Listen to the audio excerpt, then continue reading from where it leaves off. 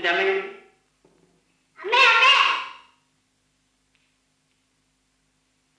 ഇതിൽ നിന്ന് രൂപയെടുക്കും. ചോദിച്ചു കേട്ടില്ലേ? നിന്നോട് ഒരു 1000 പ്രാവശ്യം പറഞ്ഞിട്ടില്ലേ വീട്ടിൽ നിന്ന് രൂപ എടുക്കരുതെന്ന്? കച്ചവടത്തിൽ നിന്ന് രൂപ എടുത്താണ് തിരിച്ചു നടത്തുന്നത്. മറ്റാർക്ക് വേണ്ടിയല്ല, എന്റെ സഹോദരൻ. നിന്റെ സഹോദരനാണെങ്കിൽ ഞാനെന്ന് വേണം. നിന്നെ മാത്രമേ ഞാൻ വിവാഹം ചെയ്തു. അന്നുണ്ടായിരുന്നപ്പോൾ ഒരു ജോലി ചെയ്യാതെ അവധി വിടുന്നത്. നമ്മളല്ലാതെ അവന് ആരാണെന്ന് അച്ഛനും അമ്മയും ജീവിച്ചിരുന്നെങ്കിൽ അവൻ ഇവിടെ വന്ന് ഇങ്ങനെ നിൽക്കുമായി. അതാണ് ദൈവശിക്ഷ എന്ന് പറയുന്നത്. അത് ഒറ്റയ്ക്ക് തന്നെ അനുഭവിക്കുകയും വേണം. മേലാൽ പുഴത്തു നിന്നങ്ങാൻ രൂപ എടുത്താലുണ്ടല്ലോ എല്ലാത്തിനെയും ഞാൻ പറഞ്ഞേ.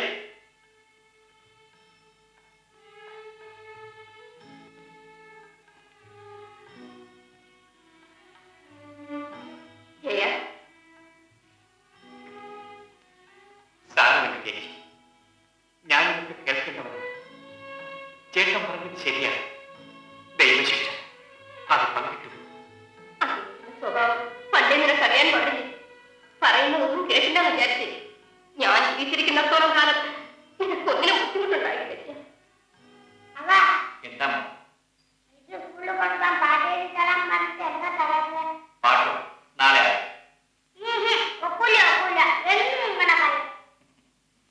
ശരി, എന്നാ എഴുതിയത് അമ്മാവ പാടും.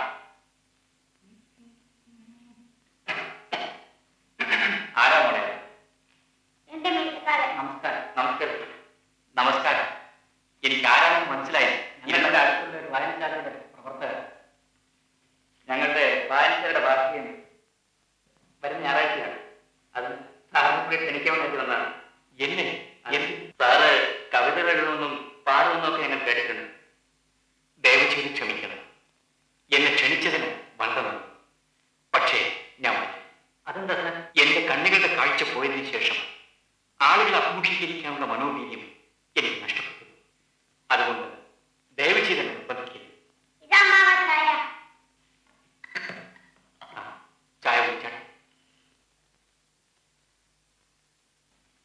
പണ്ടൊക്കെ ഏത് പൊതുക്കാര്യങ്ങൾക്കും ഞാൻ മുന്നിട്ട് നിൽക്കുമായിരുന്നു. ഇന്ന് എല്ലാം ദൈവം ചെയ്യും. ലക്ഷ്മി, ലക്ഷ്മി ആരാ ഇന്ന് വരുന്നത്? അവര് നമ്മുടെ ജയനെ കാണാൻ വന്നവരാ. ഓ, കവിതക്കാരൻ വന്നു കയറുന്ന അലവലാതെ കൊടുക്കുന്ന കാപ്പിയും ചായ ഉണ്ടായിരുന്ന നീയുണ്ടല്ലോ. കേട്ടാലിരിക്കണ്ട. എന്റെ മുറ്റത്ത് കാലുകൊത്താൻ ഇവരൊന്നും മറക്കത്തില്ല. നിനക്കറിയാം, വായനശാലി പണപ്പിരിവുമായി നടക്കുന്ന പെറുക്കികൾ. ഇവനൊക്കെ എന്റെ പേരിൽ അസേനയിൽ ചായ കുടിക്കുന്നുവല്ലേ? നിങ്ങൾ ചായ കുടിച്ചില്ലേ? കൊടുത്ത് അപ്പുറത്ത് പറയുന്നത് കേട്ടുകൊണ്ട് തന്നെ സാരൻ, സാറിന്റെ അളിയനെ ഞങ്ങൾക്ക് നല്ലപോലെ അറിയാം. സാറിനെ ബുദ്ധിമുട്ടത്തിന് വരാം.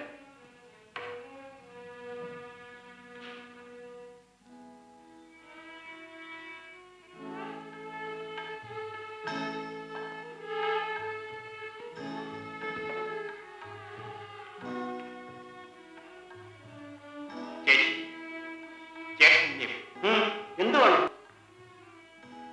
ചേട്ടനോട് എനിക്കൊരു കാര്യം പറയാനുണ്ടായിരുന്നു. എന്റെ അച്ഛനും മരിച്ചുപോയി. ചേട്ടനും ചേച്ചിയുമാണ് എന്റെ അച്ഛനും അമ്മയും. കണ്ണില്ലാത്ത ഒരു മനുഷ്യനായിട്ടെങ്കിലും ഒന്ന് കണ്ണിക്കൂടെ ചേട്ടൻ. ഓ, ഞാൻ പറഞ്ഞതൊന്നും ഇയാൾക്ക് രസിച്ചില്ലെന്ന് തോന്നല്ലോ. ചേട്ടൻ പറയുന്ന എന്തും രസിക്കാനുള്ള ബാധ്യത എനിക്കുണ്ട്. എനിക്ക് പരാതി. പക്ഷേ എന്നെ സ്നേഹിക്കുന്നവർ അവമാനിക്കണമൊക്കെ.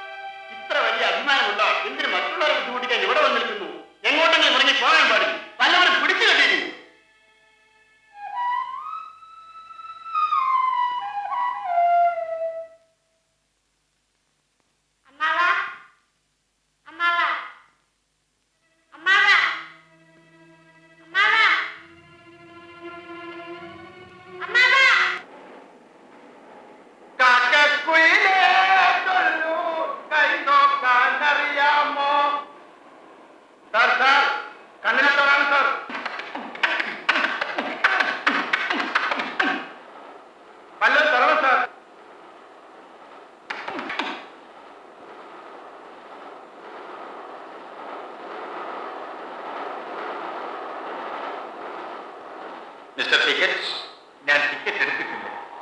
എവിടെ പോകണം? രൂപയുടെ എന്റെ കയ്യിൽ രൂപയും പിന്നെ വണ്ടിയിൽ കയറിയതിന്റെ കണ്ണില്ലാത്തൊരു പാവമല്ലേ സാർ. അടുത്ത സ്റ്റേഷനിൽ ഇറങ്ങി.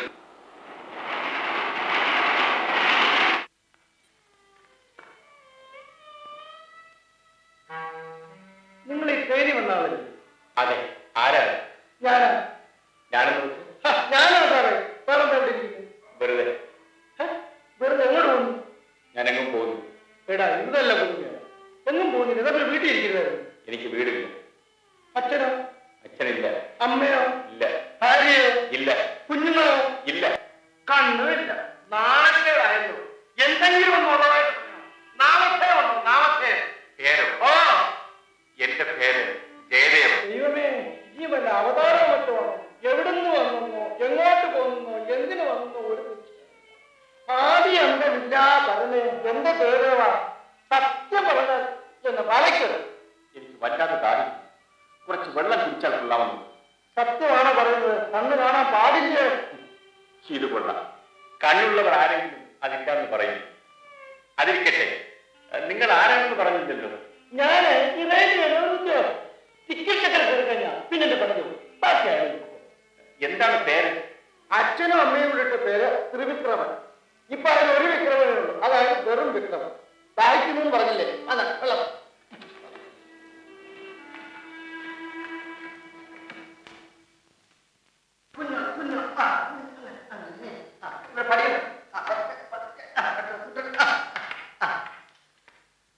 ഇത് നിങ്ങളുടെ വീടാണ്. എന്റെ ജയദേവ, ഇങ്ങനെ നിസ്സാര ചോദ്യങ്ങളൊന്നും ചോദിക്കുന്നത്. ഈ ഭൂമിയിൽ സ്വന്തമായിട്ട് ആർക്കെങ്കിലും എന്തെങ്കിലും ഉണ്ട്? മനുഷ്യൻ മരിച്ചു പോകാനുള്ളതല്ലേ എന്റെ വിശുദ്ധ ജയദേവ. അവിടെ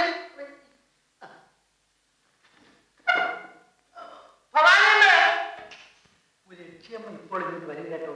എന്നോട് അല്പം സ്നേഹമുള്ളതുകൊണ്ട് തന്നെ കളിഞ്ഞ മാറ്റി പറയും. തെറ്റിദ്ധരിക്കുന്നത് കേട്ടോ. ഭവാനിയമ്മേ, ഭവാനിയമ്മേ, ഭവാനിയുടെ ഭവാനിയുടെ എന്താ മടിയിലേക്ക് പേരിട്ടില്ല? അങ്ങനെ മടി ഇരുന്നിട്ട് വേണ്ടേ കേട്ടെ. വേണ്ട വേണ്ട, എനിക്ക് പിന്നാലൊന്നും കേൾക്കണ്ട. എളുപ്പം രൂപ തമാശ ജയദേവ, ഞാൻ പറഞ്ഞേക്കുന്നു. തമാശ. ചോറ് വാങ്ങിയിട്ട് കഥ അടിക്കുന്നത്. ഇവിടെ വന്ന് താമസിക്കുന്നതിനോ കാശില്ല. ചോറ് വാങ്ങിക്കുന്ന കാശ് തരുന്നത് എത്ര? രസമുള്ള പറഞ്ഞു തന്നെ എന്തെങ്ങനെ നാണെല്ലാം നടക്കുന്നത്? രാവിലെ എഴുന്നേറ്റ് പോയി ജോലിക്കാണുന്നത്. വൈകിട്ട് നേരം കെട്ടി എടുത്ത് വരരുത്. ഇതെന്താ ഇങ്ങനെയൊക്കെ പറയുന്നു? നിങ്ങളുടെ ഭാര്യ ഇതേ പെരേനോട് വളരെ അറിയാമല്ലോ. എന്റെ പൊന്ന് ഭവാനിന്റെ ക്ഷമിക്കണം. നിങ്ങളുടെ ശബ്ദം കേട്ടാൽ ഒരു 10-15 വയസ്സുള്ള ഒരു പെൺകിടാവാണെന്ന് തോന്നും. അതുകൊണ്ട് പറഞ്ഞു പോയതാ. കാണില്ല പണ്ട് വാങ്ങാൻ വീട്ട് ഈ കണ്ണിലാകുന്നത് എന്നിട്ട് വെടിവെച്ചുകൊണ്ടിരുന്നതിനാ ദോഷം പറയരുത്. ഞാൻ മരിച്ചോണ്ടിരുന്നോന്നല്ല, ദൈവം പറഞ്ഞു. എടാ വിക്രമ, കണ്ണില്ലാത്ത ഈ മനുഷ്യൻ വിശക്കുന്നു. നീ ആ ഭവാനിന്റെ പേരെ ഹോട്ടലിൽ വിളിച്ചുകൊണ്ട് ചോറ് വാങ്ങിക്കൂടാ. ദൈവം പറഞ്ഞില്ലേ? കേൾക്കാതിരിക്കാനോ? വിളിച്ചുകൊണ്ട് വന്നിരിക്കുന്നു. ഇഷ്ടമല്ലെങ്കിൽ പറഞ്ഞു വിട്ടേ. എന്റെ വിശപ്പും ദാഹമൊക്കെ തീർന്നു വിക്രമിച്ച് ഇവിടെ നിന്ന് പോയാൽ അയ്യോ കുഞ്ഞെ, അറിയാതെ പറഞ്ഞു പോയതാണ്. വിശന്ന് കയറി വന്നതല്ലേ. വല്ലതും കഴിച്ചോണ്ട് പോയാൽ മതി. അവിടെ ഇരിക്കും. അപ്പോ ഇത് നിങ്ങളുടെ വീടല്ല അല്ലേ? എന്റെ ജയദേവ, സത്യം പറഞ്ഞ ഞാൻ ഒരു അപരാധം. എവിടുന്ന് വന്നോ എങ്ങോട്ട് പോകണമെന്നോ എനിക്ക് വലിയ നിശ്ചയമൊന്നുമില്ല. ഇതെന്താ ഹോട്ടലാണ്? അങ്ങനെ ഇങ്ങോട്ടൊന്നുമല്ല. എന്താ അല്ലെന്ന് ചോദിച്ചാൽ ഇവിടെ അടുത്ത കമ്പനിയിലെ 5-6 പേരുടെ ചോറ് കൊണ്ടുവന്ന് കൂട്ടത്തിലാണ്. ഇനി വല്ല കഴിച്ചുകൊണ്ട് ബാക്കി കാര്യം. ഈ കണ്ണിന് എന്ത് പറ്റിയതാ? അയ്യോ ഭവാനിനെ ഒന്നും പറ്റിയതല്ല, കാഴ്ച പോയതാ. 2 കൊല്ലമായി. ചികിത്സ ഒന്നും ചെയ്തില്ലേ? ഏതെങ്കിലും ഗവൺമെന്റ് പദ ആശുപത്രിയിൽ പോയി ഒന്ന് ചികിത്സിച്ച് നോക്കാമെന്ന് കരുതിയാണ് ഞാൻ ഇറങ്ങിയത്. ഈ ഗവൺമെന്റ് ആശുപത്രി എന്ന് പറഞ്ഞാൽ ഗവൺമെന്റിനെ ചികിത്സിക്കാനുള്ള ആശുപത്രി എന്നർത്ഥം. അല്ല, മനസ്സിലാക്കുന്നത് ഒരു ചികിത്സക്കും പോടണം. ഞങ്ങളുടെ ഭാവി ഭഗവതിക്ക് 2 കണ്ണു കൊടുക്കാമോ? അതേതായാലും നന്നായി. കണ്ണില്ലാത്ത ഭാഷ ഭാവനയ്ക്ക് കണ്ണു കൊടുക്കാൻ പെണ്ണുങ്ങളുടെ 2 കണ്ണ് വെച്ചിട്ട് കൊടുത്താൽ മതി. 41 ദിവസം അവിടെ ചെന്നിരുന്ന് പ്രാർത്ഥിക്കുകയും വേണം. ഈ കണ്ണിന് കാഴ്ച കിട്ടിയില്ലെങ്കിൽ കിട്ടിയില്ലെങ്കിൽ അന്ന് നിങ്ങൾ എന്നോട് ചോദിക്കാം. അതുകൊണ്ട് എന്ത് ഫലം ഭവാനിയമ്മേ? ഏതായാലും പൂർവ്വം അകലെ നിന്നെല്ലാം ഓരോരുത്തർ വന്ന് എന്തെല്ലാം കാര്യങ്ങളാണ് സാധിച്ചോണ്ട് പോകുന്നതെന്ന് അറിയാമോ? ഏതായാലും പൂർവ്വം കേട്ടോ കുഞ്ഞെ, അവിടുത്തെ വിഗ്രഹം കിണറ്റിൽ നിന്ന് കിട്ടിയതാണ്. എന്തൊരു ശക്തിയാണെന്ന് അറിയാമോ? കുഞ്ഞിന് അവിടെ ചെന്നൊന്ന് പ്രാർത്ഥിക്കാൻ വേണ്ടി. അയ്യോ ചോറ് വിളമ്പ്.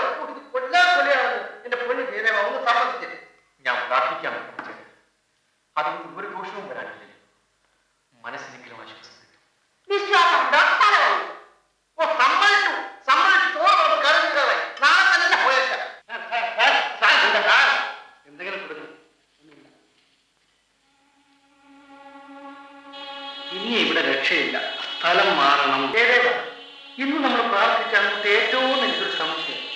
എന്തായാലും എന്തോ എനിക്ക് അങ്ങനെ തോന്നല്. ഇല്ല വിക്രമൻ, ഞാൻ ഹൃദയപൂർവ്വം തന്നെയാണ് പ്രാർത്ഥിച്ചത്. അതുകൊണ്ടായില്ലല്ലോ അതിന്റെ ഫലം കൂടെ കാണണ്ടേ. ചേട്ടാ, നമ്മൾ സാധാരണ പോകുന്ന വഴിയല്ലേ വളരെ ദൂരം നടന്നല്ലോ. എന്ത് പറയാനാണ്, സാധാരണ പോകുന്ന വഴിക്ക് ഒരു പാലം പൊടിഞ്ഞു കിടക്കും. ഇപ്പോഴത്തെ പാലങ്ങളല്ലേ സാർ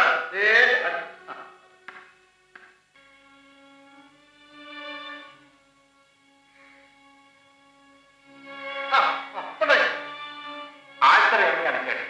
ആൾത്തറയിലോട്ട് കയറണ്ട. ഇരുന്ന് പാടുന്നതിനേക്കാൾ നിന്ന് പാടുന്നതാണ് ദേവിക്ക് ഇഷ്ടം. ഇനി മെല നിന്നോണ്ട് പ്രാർത്ഥിച്ചാൽ നിത്യവസന്തം നർത്തനമാടും നിൻ തിരുസന്നിധിയിൽ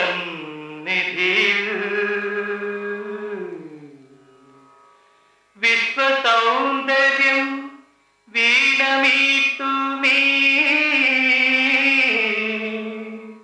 വിളക്കുമാടപ്പടവിൽ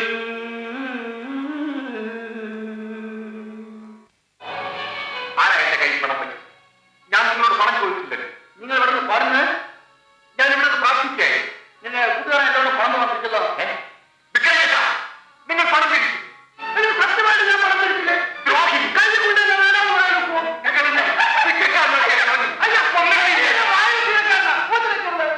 ശരി, നിങ്ങൾ എനിക്ക് തന്ന സഹായം ഇഷ്ടമായി. ഞാൻ എവിടെയെങ്കിലും പോയിക്കൊള്ളാം. അയ്യോ എന്റെ ജയദേവം, ഒറ്റയ്ക്ക് പോയി വല്ല ആപത്തും സംഭവിക്കും. ആരൊക്കെ വേണമെങ്കിൽ വന്നോട്ടെ. ജയദേവ, അയ്യോ ജയദേവ.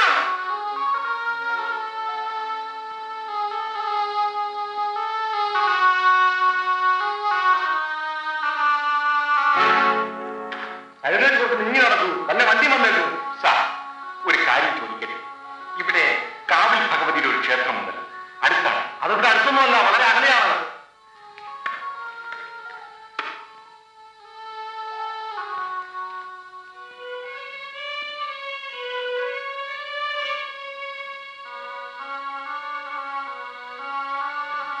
മുത്തല്ലേ മോനെ, മുത്തല്ലേ. എനിക്ക് കണ്ണ് കണ്ടു. മോനെ എവിടെ പോണു? എനിക്ക് കാവിൽ ഭഗവതിയുടെ ക്ഷേത്രത്തിലേക്ക് ഒന്ന് പോകും. വഴി അറിയാൻ പറ്റും. മോന്റെ കൂടെ ആരും ഇല്ല. എനിക്ക് ആരുമില്ല. അയ്യോ പാവം, അമ്മമ്മ പോയി കാണിക്കല. ഞാനും അങ്ങോട്ടാണ് പോകുന്നത്. ഇതിപ്പിടിക്കാം, കാണിക്കാം.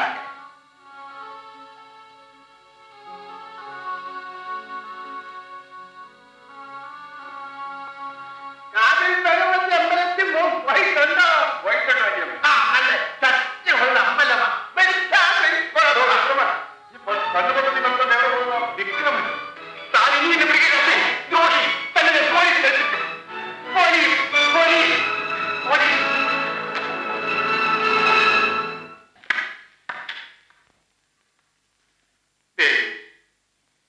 എന്തിനാണ് ഇങ്ങനെ പരീക്ഷിക്കും?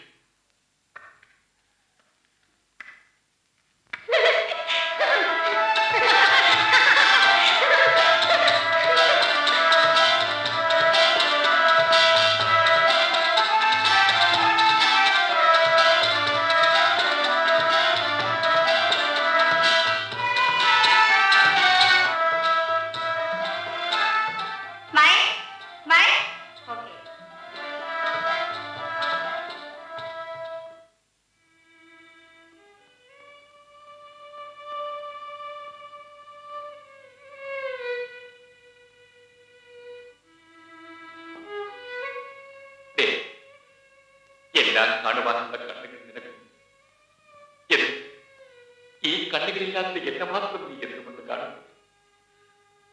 നിന്റെ മുമ്പിൽ വന്ന് ഒന്ന് പ്രാർത്ഥിക്കാൻ പോലും എനിക്ക് അനുവാദം തരില്ലേ ദേവി? നീ ഈ പ്രപഞ്ചം മുഴുവൻ നിറഞ്ഞു നിൽക്കുന്നവളാണ്. എവിടെ നിന്ന് പ്രാർത്ഥിച്ചാലും നീ അത് കേൾക്കുമെന്ന് എനിക്ക് ഉറപ്പുണ്ട്. എന്റെ കണ്ണുകൾ തരും, എന്റെ കണ്ണുകൾ തരും.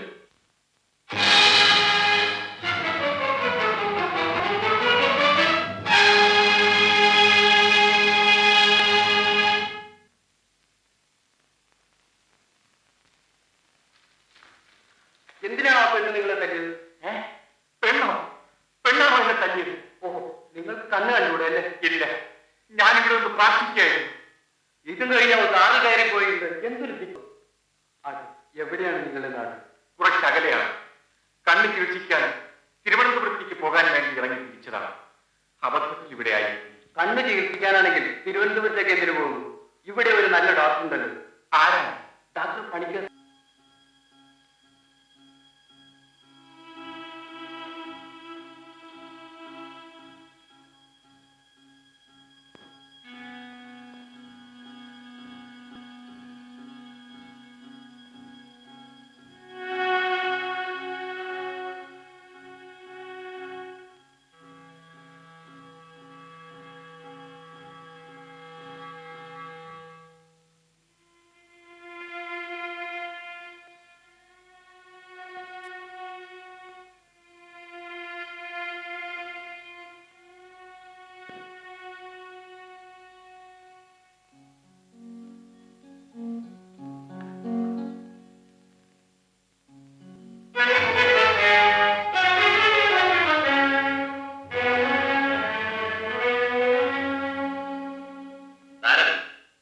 ഒരു ഓപ്പറേഷൻ നടത്തിയാണ് നിങ്ങൾക്ക് താല്പര്യം?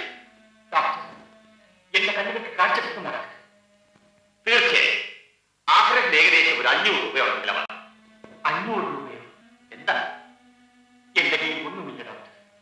ഉള്ളത് കുറച്ച് സുഖപ്രതീക്ഷകൾ മാത്രമാണ്. അതുകൊണ്ട് എന്താ ഫലം? എങ്ങനെയെങ്കിലും എന്നെ രക്ഷിക്കണം ഡോക്ടർ. അങ്ങ് കൂടി എന്നെ ഉപേക്ഷിച്ചാൽ ഞാൻ ആത്മഹത്യ ചെയ്യരുത്. എനിക്ക് കണ്ണു കിട്ടിക്കഴിഞ്ഞാൽ ജോലി ചെയ്ത് ഞാൻ ഈ തുക ഇവിടെ കൊണ്ടുവന്നത്. എന്നെ വിശ്വസിക്കൂ ഡോക്ടർ. നിങ്ങൾക്ക് എന്തായിരുന്നു ജോലി? ഒരു പ്രത്യേക ജോലിയൊന്നും എനിക്കറിയില്ല.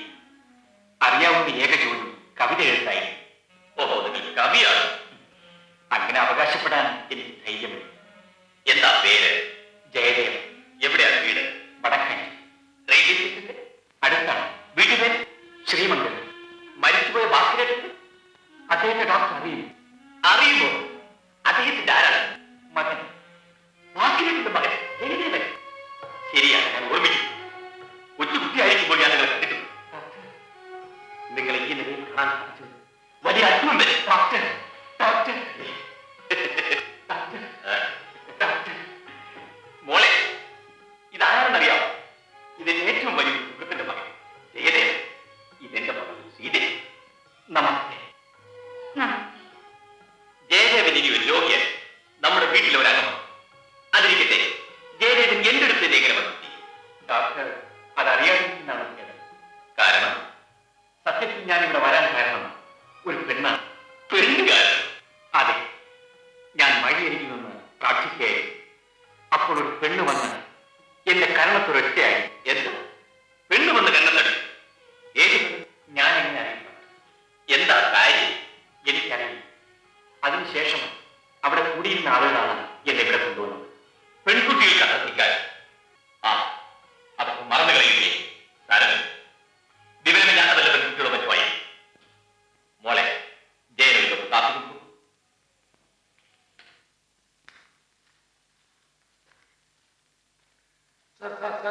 ഞാൻ നല്ല തറവാട്ടിൽ ജനിച്ചവനാണ്. ഇവിടെ ഒരു ജോലി അന്വേഷിച്ച് വന്നാണ്. എന്റെ പൈസ പോക്കറ്റ് എടുക്കണം. ഒരു പൈസയില്ല. എന്തെങ്കിലും ഒരു സഹായം ചെയ്യുന്നു. ഒറ്റ പൈസ പോലില്ലല്ലോ. ആ ന്യൂസ് പേപ്പർ ന്യൂസ് വായിക്കും.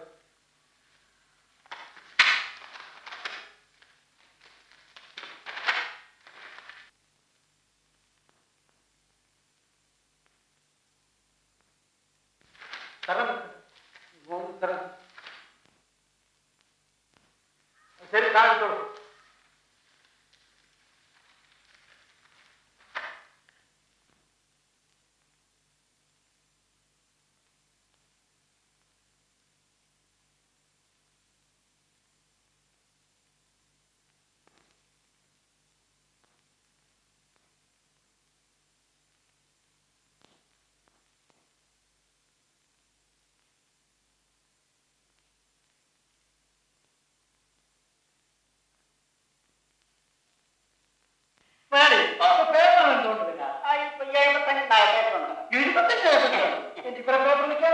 ഇങ്ങോട്ട് കാണിക്കുന്നത് 60 നേരത്തെ നമ്മൾ തിരിക്കുന്നതാണ് 75 നേരത്തെ. അപ്പൊ നമ്മൾ നമ്മൾ നേരത്തെ പറഞ്ഞു പോയല്ലോ പണ്ടാരക്കാരന്റെ ഇപ്പോഴോ നോക്കട്ടെ എളുപ്പമാണല്ലേ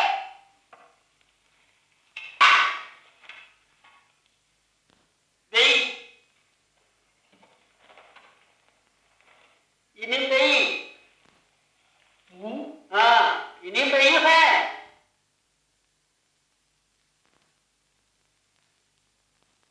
നിങ്ങൾ എന്തിനാണ് എന്നെ നോക്കുന്നത് പേപ്പർ വയ്ക്കും മുതലാളി ആ എന്നെ ഇതിനു മുമ്പ് കണ്ടിട്ടുണ്ടോ? ഇല്ലല്ലോ നിങ്ങൾക്ക് നമ്മൾ കണ്ടിട്ടില്ല പിന്നെന്താ എന്നോട് ഇത്ര ഒരു കൃപ? നിങ്ങൾ തള്ളാൻ ചെയ്യുവേ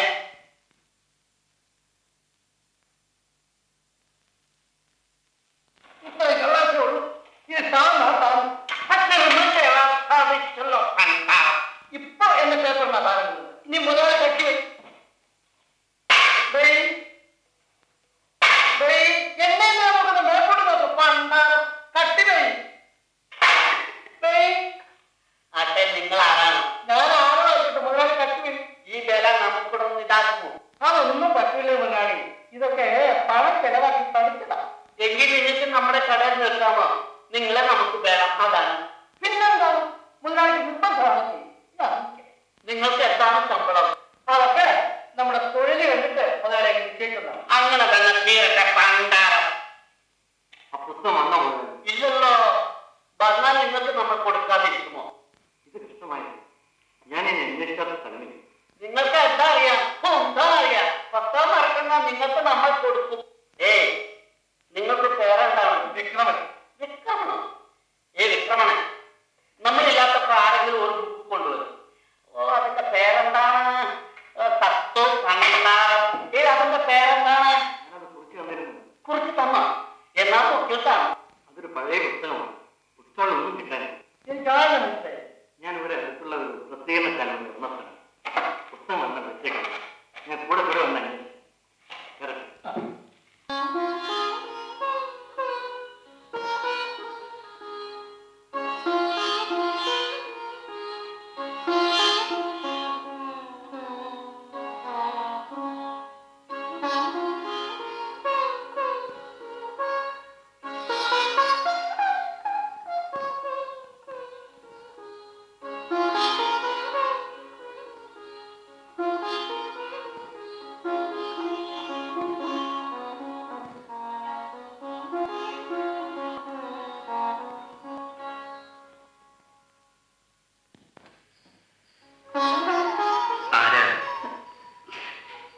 വിയർപ്പ് തുടച്ചതാണ് സിസ്റ്ററാണ്. ശ്രീദേവി ഞാനൊരു കാര്യം ചോദിക്കട്ടെ എന്താ? അന്ന് ജയന്റെ കർണത്തൊരു പെണ്ണടിച്ചില്ലേ ജയന് വേദനിച്ചു കരണത്തടിച്ചാൽ പിന്നെ വേദനിക്കാതിരിക്കും. അപ്പോഴാ പെണ്ണിനോട് എന്ത് തോന്നി അപ്പോഴത് തോന്നിയാലും ഇപ്പോൾ കടപ്പാടാണ് തോന്നുന്നത്. കർണത്തടിച്ചാളോട് കടപ്പാടോ തീർച്ചയായും അന്നത് സംഭവിച്ചില്ലായിരുന്നുവെങ്കിൽ ഇന്നും എന്റെ കണ്ണു ചികിത്സ നടക്കുമായിരുന്നു. ആ പെണ്ണ് എന്തെങ്കിലും എവിടെ വെച്ചെങ്കിലും കാണണമെന്നിരിക്കട്ടെ ജയൻ എന്ത് ചെയ്യും ഞാൻ കൂപ്പ് കൈയോടെ നന്ദി പറയും. സത്യം പറയുന്നില്ലേ ആ ധിക്കാരിയായ പെണ്ണിന് യാതൊരു വിരോധവും തോന്നുന്നില്ലേ വിരോധം സ്നേഹം മാത്രമേ ഉള്ളൂ. സ്നേഹം അതിരിക്കട്ടെ. ശ്രീദേവി ഇതെല്ലാം ചോദിക്കാൻ കാര്യം ഒന്നുമില്ല ജയൻ ഒന്നുമില്ല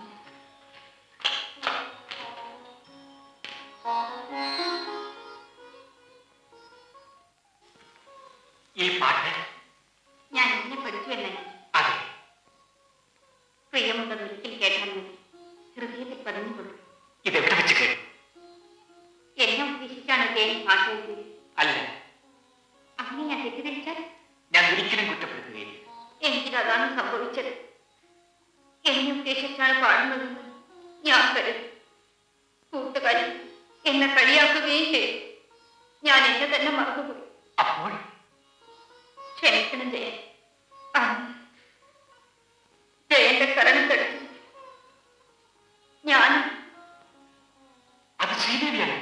ജയന് കണ്ണു കാണില്ലെന്ന് എനിക്കറിയില്ലായിരുന്നു ജയൻ ഇവിടെ വന്നതിന് ശേഷം ഞാൻ തീയുടെ നടുവിലാണ് ദയവ് ചെയ്തെന്റെ രണ്ട് കരണത്തും അടിക്കുകയും ഞാനൊന്ന് ആശ്വസിച്ചു കൊള്ളട്ടെ അപ്പോൾ ശ്രീദേവിയാണ് എന്നെ ഇവിടെ എത്തിച്ചത് അല്ലേ?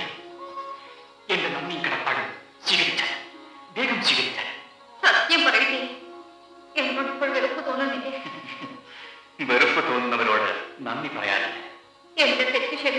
പറയുകയും ചെയ്യും. എന്റെ നന്ദി സ്വീകരിച്ചു എന്ന് പറയൂ ശരി. കഴിഞ്ഞതിനെ കുറിച്ചെല്ലാം ആലോചിക്കാൻ എനിക്ക് അല്പസമയം തരൂ. അത്ഭുതങ്ങൾ, എല്ലാം അത്ഭുതങ്ങൾ.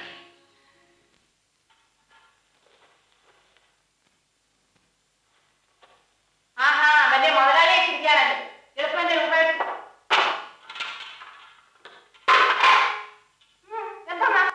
അതെടുക്കാൻ നോക്കട്ടെ. എന്താണ് അല്ല, ഈ പേപ്പർ കടയാണ്. ഇവിടെ പേപ്പർ വിൽക്കാനാണ് ആളുകൾ വരുന്നത്. പേപ്പർ കൊണ്ടുവന്നിട്ടുണ്ടെങ്കിൽ എടുക്കാൻ നോക്കട്ടെ എന്ന് പറയുന്നത്. വിക്രമ, മര്യാദ രൂപ വരെയാണ്. ചൂടായിട്ടാണ് വന്നത്. നമ്മൾ നേരത്തെ പറയുന്നത്. ഇല്ല, നീ എന്നെ ചീത്തയാവും. അയ്യോ, എന്റെ ഭവാനിയമ്മേ, ഒന്നാലും ഞാൻ അത് മാത്രം ചെയ്യും. ഇത് ഞാൻ അവിടെ കിടന്ന് ഒത്തുകൂട്ടിയുള്ള ആളെന്നെ വിളിച്ചു വെച്ചേ പറഞ്ഞേക്കാം. അയ്യോ ഭവാനിയമ്മേ, എന്നെ അവമാനിച്ചത്. കട ഇപ്പൊ നമ്മൾ തുറന്നേ ഉള്ളൂ. മുതലാളി നല്ല രൂപയാണ്. പിന്നെ നിന്റെ മുതലാളി തന്നെ കാത്തോണ്ടിരിക്കല്ലേ ഞാൻ. നീ ചോറുന്ന കാപ്പ എടുക്കും. ഇരിക്കട്ടെ. എനിക്ക് കാശ് മതി. എന്താണ് നമ്മുടെ കടലാസം നിങ്ങൾ താഴെ കൊടുക്കുന്ന കാര്യം എന്താണ്? ഇത് അവരുടെ കടലാസാണ് മുതലാളി. കാശില്ലാത്ത തിരിച്ചു കൊടുത്തതാ. ബാങ്കിക്കാത്തത് നിങ്ങൾക്കത് ബാങ്കിക്കരുത്. കാശ് നമ്മുടെ കയ്യിലുണ്ട്. നിങ്ങളെ കൊടുക്കൂ, തൂക്കി നോക്കൂ.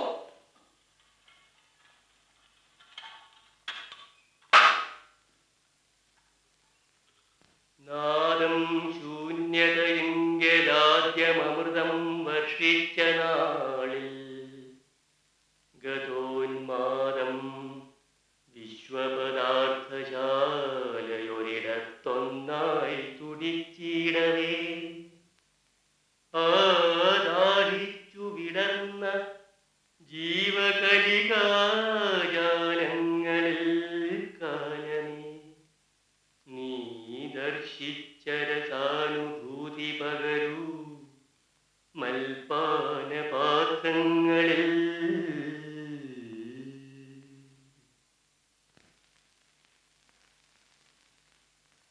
എന്താ നിർത്തിയത്? പാടൂ, കേൾക്കട്ടെ. ജയിലൊരു കവി മാത്രമല്ല, നല്ലൊരു ഗായകൻ കൂടിയാണ്. പക്ഷേ നമ്മുടെ ആരും പറഞ്ഞാലും ചെയ്യാൻ പാടില്ല. ആ, എന്റെ പേടിച്ചിട്ടായി. എന്നെന്തിനാണ് പേടിക്കുന്നത്? ചില വിവരം കേട്ട പെൺകുട്ടികൾ പാട്ട് കേട്ടാൽ തന്നെ കേരളത്തടിക്കാനാണ്. സ്ത്രീകളുടെ തല്ല് കിട്ടിയാൽ ഭാഗ്യം തെളിയുമെന്നാണ് എനിക്ക് തോന്നുന്നത്. ഇത് കേട്ട് നീ ഭാഗ്യം തെളിയിക്കാനും പോകരുത് കേട്ടോ മോളെ. ഞാൻ വരട്ടെ. ഡോക്ടർ, എന്താ ചെയ്യും? എന്റെ കണ്ണിന്റെ കെട്ടഴിക്കാൻ ഇനി എത്ര ദിവസം വേണ്ടി വരും? 2-3 ആഴ്ച കൂടി ഒന്ന് ക്ഷമിക്കും. ഞാൻ വരട്ടെ. കാഴ്ച കിട്ടാൻ ഇത്ര ദിവസമോ?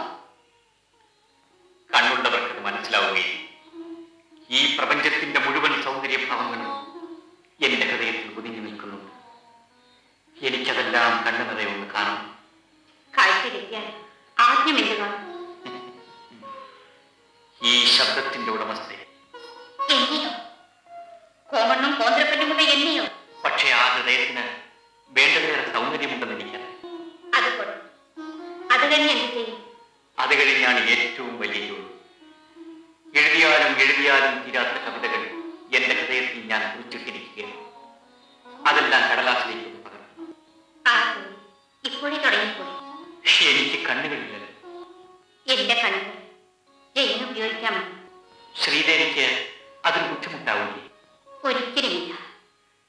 എനിക്കതൊരു ആശ്വാസവും ആനന്ദവുമാണ്. ശരി, എന്നാൽ എഴുതിയാൽ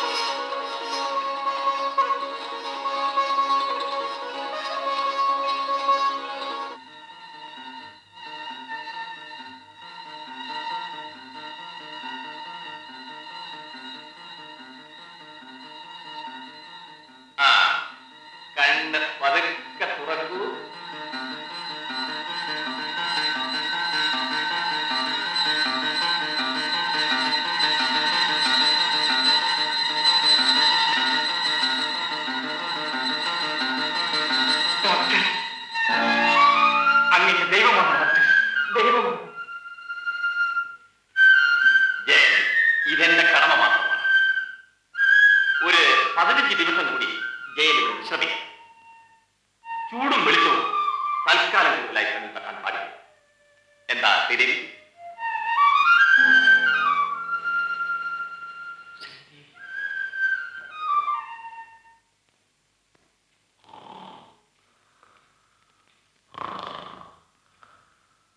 വിക്രമനെ, വിക്രമനെ, സപ്തഭണ്ഡാരം, വിക്രമനെ. ഞാൻ ഒന്ന് മഴയിട്ടു. അയ്യോ, മുതലാളി തലയ്ക്ക് വന്നു. നിങ്ങൾക്ക് അറിഞ്ഞില്ലേ? ചക്ക വീണതാണ്. ചക്ക. ചക്കയോ? ചത്തില്ലല്ലോ ദൈവാധീനം. നിങ്ങൾ അറിഞ്ഞില്ലല്ലോ നമ്മുടെ വീട്ടിലൊരു കള്ളൻ. അയ്യോ, ഇപ്പൊ അല്ലാന്ന് നമുക്ക് ഒരു പ്ലാവും ഒരു കള്ളൻ ദിവസി വന്ന അതിന് ചക്കയും കൈതറിമാൻ ഇന്നലെ രാത്രി നമ്മൾ അവനോടൊന്ന് പറ്റിച്ചു. എന്താണ് കള്ളനെ പിടിച്ചോളെ? ചത്തു കണ്ടാറ്. നിങ്ങളെന്താണ് ചാടിക്കടിക്കുന്നുണ്ട്? ഇന്നലെ രാത്രി നമ്മൾ പ്ലാവിൽ തൊട്ട് പതുങ്ങിയത്. അപ്പോൾ വരുന്നുണ്ട് കൈതറിമാൻ. ആരാണ് കള്ളൻ? നമ്മൾ വിട്ടോ? മിണ്ടിയില്ല. അവൻ നമ്മുടെ കോഴി ചവിട്ടി പ്രായ കയറി. എന്നിട്ട് നമ്മൾ വിട്ടോ? മിണ്ടിയില്ല. അവർക്ക് ഉണ്ടായിരുന്നു. അവൻ മന്ദനാണ്. ചക്കിടാതെ ഓടും. അതാണ് ഇത് കേട്ടത്. അവൻ മേപ്പോട്ട് ചെന്ന് ഒരു ചക്കിട്ട് ഒരു പെട്ട് അത് സൂണ എന്റെ തലയിലെ വീണു. എന്നിട്ട് നമ്മൾ മിണ്ടിയില്ല. അപ്പോഴുണ്ട് കള്ളൻ നമ്മുടെ കോഴിനെ ചവിട്ടി തറയിൽ ഇറങ്ങുന്നുണ്ട്. എന്നിട്ടും മിണ്ടിയില്ല. ഇല്ലാന്ന് അവസാനം അവൻ തട്ടിയെടുത്ത് കരയിൽ വെച്ച് നടന്നപ്പോൾ നമ്മൾ എഴുന്നേറ്റു. എന്നിട്ട് ഒരൊറ്റ ചോദ്യമാണ്, എടാ കള്ള, നിനക്ക് നാണമുണ്ടോ? കൊണ്ടുപോയി നക്കി നക്കി നക്കി തിന്നു. അവൻ നാണിച്ചു പോയി. അവർ കടലയായിട്ട് പോയാണ്. പിന്നെ എന്തിനാണൊക്കെ അവൻ ദിവസവും വന്ന് നമ്മുടെ വീട്ടിൽ ചക്ക കത്തുന്നുണ്ട്. അങ്ങനെ വരണം, വരട്ടെ. നിങ്ങളൊന്ന് ചുമ്മാ ഇരിക്കണം. ഞാൻ കരുതിയിരുന്നില്ല. നേരിൽ പലപ്പോഴും നിർദ്ദയങ്ങളാണ്. ഇവിടെ നിന്ന് പോകുന്നതിൽ എനിക്കും വേദനയുണ്ട്. ശരി, എന്തൊക്കെ ആയാലും ജയിലിൽ ഇവിടുന്ന് പോകാൻ ഞാൻ സമ്മതിക്കില്ല. എല്ലാ കാര്യവും ഞാൻ അച്ഛനോട് തുറന്നു പറയാൻ പോകുന്നു. അത് വേണ്ട ശ്രീദേവി. നമ്മൾ ആഗ്രഹിക്കുന്ന പോലെ തന്നെ അദ്ദേഹവും ആഗ്രഹിക്കണമെന്നില്ല. ഒരു പക്ഷേ അദ്ദേഹത്തിന് ഇഷ്ടമില്ലാത്ത കാര്യമാണെങ്കിൽ ഞാൻ ഇഷ്ടപ്പെടുന്നതെല്ലാം എന്റെ അച്ഛനും ഇഷ്ടപ്പെടുമെന്ന് എനിക്ക് ഉറപ്പുണ്ട്. പക്ഷേ എന്റെ കാര്യത്തിൽ അങ്ങനെ സംഭവിക്കില്ലെന്ന് എനിക്കും ഉറപ്പുണ്ട്. എന്തുകൊണ്ട്? ശ്രീദേവിയുടെ ഭാവി വ്യക്തമാണ്, എന്റേത് അവ്യക്തം. ഇത് തമ്മിൽ ബന്ധപ്പെടുത്തുവാൻ സ്നേഹമുള്ള ഒരു പിതാവും സമ്മതിക്കുകയില്ല. ഈ ഭാവിയുടെ കാര്യമൊക്കെ ജയൻ തന്നെ തീരുമാനിച്ചാൽ മതിയോ? അർഹതയില്ലാത്തതൊന്നും ആഗ്രഹിച്ചുകൊണ്ടെന്ന് എനിക്കറിയാം ശ്രീദേവി. അതുകൊണ്ടാണ് പറയുന്നത്. ശരിയാണ്, ജയദേവനെ ആഗ്രഹിക്കാനുള്ള അർഹത എനിക്കില്ലായിരിക്കും. എന്റെ അർഹതയുടെ കാര്യമാണ് ഞാൻ പറഞ്ഞത്. എനിക്കൊന്നും കേൾക്കണ്ട. ജയൻ ഇഷ്ടമില്ലെങ്കിൽ എന്നെ വെറുത്തുകൊള്ളു. എന്നാൽ ശ്രീദേവി ജയന് വേണ്ടി മാത്രമേ ജീവിക്കൂ. കൈനീട്ടി സ്വീകരിക്കുകയോ കാലുകൊണ്ട് തട്ടിത്തെറിപ്പിക്കുകയോ ചെയ്തുകൊള്ളു. എന്ത് ചെയ്താലും എനിക്ക് സന്തോഷമേ ഉള്ളൂ. എന്റെ ജയന്റെ ചെയ്യുന്നത്. ശ്രീദേവി,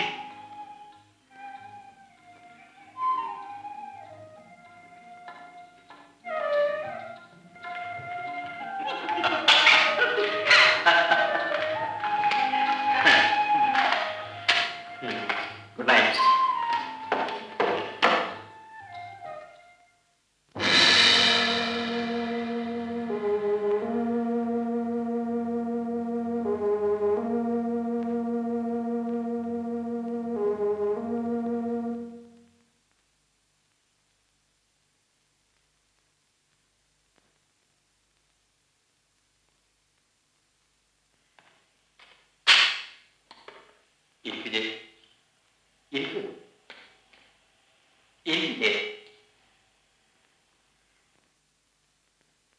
ആരോടാണെങ്കിലും പറയാനുള്ള കാര്യം തുറന്നു പറയുവാൻ ഇന്നോളം എനിക്ക് പഠിക്കുന്നായി.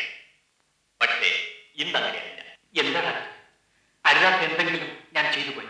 ഏയ്, അങ്ങനെ അരുതാത്തതൊന്നും ഞാൻ ചെയ്തിട്ടില്ല. പക്ഷേ ഞാൻ കരുതാത്തതാണെന്ന് മാത്രം. തെറ്റെന്റെ ഭാഗത്ത് തന്നെയാണ് ഞാൻ സമ്മതിക്കുന്നത്. ഡോക്ടർ, രണ്ടുപേർ തമ്മിൽ സ്നേഹിക്കുന്നത് മൂന്നാമതൊരാളിന്റെ അനുവാദം ആവശ്യമില്ലെന്ന് എനിക്കറിയാം. എങ്കിലും ഇക്കാര്യത്തിൽ ജയൻ എന്നെ ഒന്ന് സഹായിക്കും. ജയന് കൂടി അറിയാവുന്ന കാര്യങ്ങളൊന്നും ഞാൻ ആവർത്തിക്കുന്നില്ല. അറിഞ്ഞുകൂടാത്ത ഒരു കാര്യം മാത്രം സൂചിപ്പിക്കും. എനിക്കൊരു സഹോദരിയുണ്ട്. അവൾക്കൊരു മകനും. ബാലചന്ദ്രൻ എന്നാണ് പേര്. ശ്രീദേവിയുടെ അമ്മ മരിക്കുന്ന സമയത്ത് ഒരൊറ്റ ആഗ്രഹമേ ഉണ്ടായിരുന്നു, ബാലചന്ദ്രനെ കൊണ്ട് ശ്രീദേവിയെ വിവാഹം കഴിക്കണം. അന്നേ ഞങ്ങളത് തീരുമാനിച്ചതാണ്.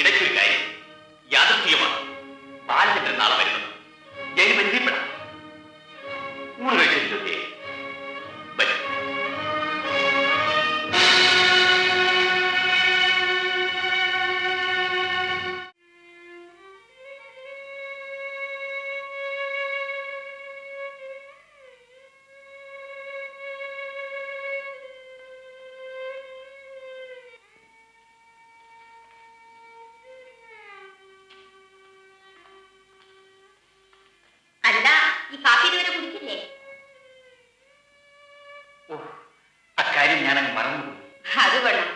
ഏതായാലും ജയന്റെ ഈ സുയമറവി നല്ലതല്ല കേട്ടോ. ശരിയാണ്, പക്ഷേ സംഭവിച്ചത് അങ്ങനെയാണ്. ഇക്കണക്കിൽ മറ്റുള്ളവരെ എങ്ങനെയാ ഓർമ്മിക്കുക? മറ്റുള്ളവരെ മറക്കുവാനും സ്വയം ഓർമ്മിക്കുവാനും ഞാൻ ശ്രമിക്കുകയാണ്. ഇല്ലെങ്കിൽ വേദന വിലയ്ക്ക് വാങ്ങുകയായിരിക്കും. എനിക്കൊന്നും മനസ്സിലാവുന്നില്ലല്ലോ. ജയൻ എന്നും മനസ്സിൽ വെച്ചുകൊണ്ടാണ് പറയുന്നത്. ശ്രീദേവി, ശ്രീദേവി, ശ്രീദേവി, ഇവിടെ വന്നതാണെന്ന് നോക്കൂ. നിന്നെ കണ്ടാൽ അവൾ അറിയുമോ?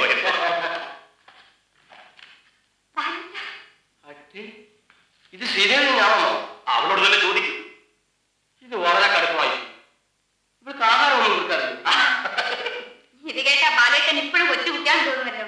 എങ്കിലും പിന്നെ 4 വർഷം കൊണ്ട് നീ ഇത്രയേറെ ക്ഷീണിച്ചു കാണുമെന്ന് ഞാൻ കരുതി. ജയൻ, ജയൻ, ഇത് മിസ്റ്റർ ജയദേവ്. നമസ്കാരം. വെറും കേൾക്കേണ്ട വലിയ കവിയും ഗായകനുമാണ്. കാരണം ചമ്മാവൻ എന്നോട് പറഞ്ഞു. ഇതെന്നല്ല ഞാൻ പറഞ്ഞയാൾ ബാലചൻ പേർഷ്യയിലാണ്. കേട്ടോ മിസ്റ്റർ ജയൻ, എന്നെ പറ്റി വിശേഷമൊന്നും പറയാനില്ല. വെറും ഒരു സാധാരണക്കാരൻ. ഇവിടെ ഇരിക്കും. കല്യാണം കഴിഞ്ഞാലും പേർഷ്യയിലേക്ക് തന്നെ പോകാനാണ് തീരുമാനിച്ചിരിക്കുന്നത്. ഉദ്യോഗമല്ലേ അമ്മ, എവിടെയായിരുന്നു? ഇത് കേട്ടോ ജയൻ, എനിക്ക് ശ്രീദേവി മാത്രമേ ഉള്ളൂ. അവളെ വിവാഹം കഴിച്ചുകൊണ്ട് ബാലചന്ദ്രൻ പേർഷ്യയ്ക്ക് പോയാൽ പിന്നെ എന്റെ സ്ഥിതി എന്താ? ജയനെന്ന് തോന്നുന്നു. ഏതായാലും ഉദ്യോഗത്തിന്റെ കാര്യമൊക്കെ നമുക്ക് പിന്നീട് തീരുമാനിക്കാം. തീരുമാനിക്കാനൊന്നുമില്ല. നിങ്ങളുടെ വിവാഹം കഴിഞ്ഞാൽ 2 പേരും എന്റെ അടുത്ത് ഉണ്ടായിരിക്കും. ഇതെന്റെ ആഗ്രഹമാണ്. ഏതായാലും ഇവരുടെ വിവാഹം താമസിക്കും, അല്ലേ ജയൻ? ഇപ്പോൾ എനിക്കെല്ലാം മനസ്സിലായി. ബാലേട്ടൻ വരുന്ന വിവരം ജയൻ നേരത്തെ അറിഞ്ഞിരുന്നു അല്ലേ? നിങ്ങളുടെ വിവാഹം നടക്കേണ്ടത് ഡോക്ടറുടെ മനസ്സുഖത്തിന് ആവശ്യമാണ് ശരി. അതിനുവേണ്ടി എന്ത് വില കൊടുക്കുവാനും ഞാൻ ഒരുക്കമാണ്. പക്ഷേ ഇക്കാര്യത്തിൽ ജയൻ എനിക്ക് വില കൊടുത്താലും പ്രയോജനം ഉണ്ടാകാൻ പോകുന്നില്ല. ഞാൻ പറയുന്ന മനസ്സിലാക്കും ശ്രീദേവി. ഒന്നും പറയാനില്ല. എനിക്ക് മനസ്സിലാവാത്തതേ ജയന് പറയാനുണ്ടാവും. കുറച്ചുകൂടി ബുദ്ധിപൂർവ്വം സംസാരിക്കും. എന്തുകൊണ്ടും നിങ്ങൾ അനുവദിച്ചിരാണ്. രസികനും സമർത്ഥനുമാണ് ബാലൻ. എന്റെ ബാലനെ പറ്റി ജയൻ പറയണമെന്നില്ല. കുട്ടിക്കാലം മുതൽ ഞങ്ങൾ ഒന്നിച്ചാണ് വളർന്നത്. അതുകൊണ്ട് തന്നെയാണ് ഞാനിത് പറയുന്നത്. ഈ ഒരു കാര്യത്തിൽ മാത്രം ജയൻ എന്നെ നിർബന്ധിക്കരുത്. എന്റെ ഭർത്താവാകുവാൻ അർഹതയുള്ള ഒരേ ഒരാൾ മാത്രമേ ഉള്ളൂ. അത് ജയനാണ്. ഇല്ല, അത് നടക്കുകയില്ല. ഡോക്ടർക്ക് ഇഷ്ടമില്ലാത്ത ഒന്നിനും എന്നെ കിട്ടുകയും മനസ്സിലുള്ളതെല്ലാം മാറ്റുകളഞ്ഞി. മനസ്സിലുള്ളതേ വായിക്കാനാവും. ആത്മാവുള്ളത് അത് വായി എല്ലാം മാഞ്ഞു കഴിഞ്ഞിരിച്ചു. ശരി, ഇല്ല, ഇനി എനിക്കൊന്നും പറയാനില്ല.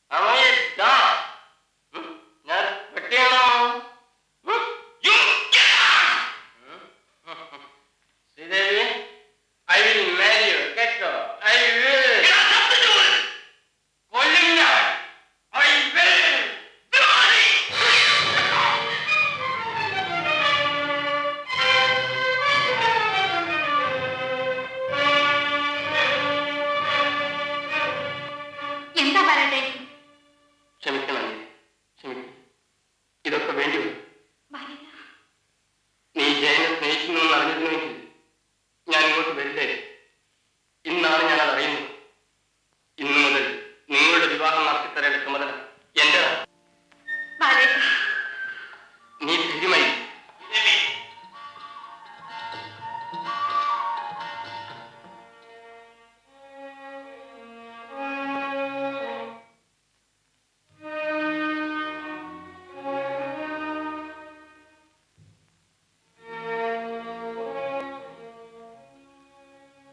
നീ ഭാഗ്യമുള്ളവളാണ് മോളെ.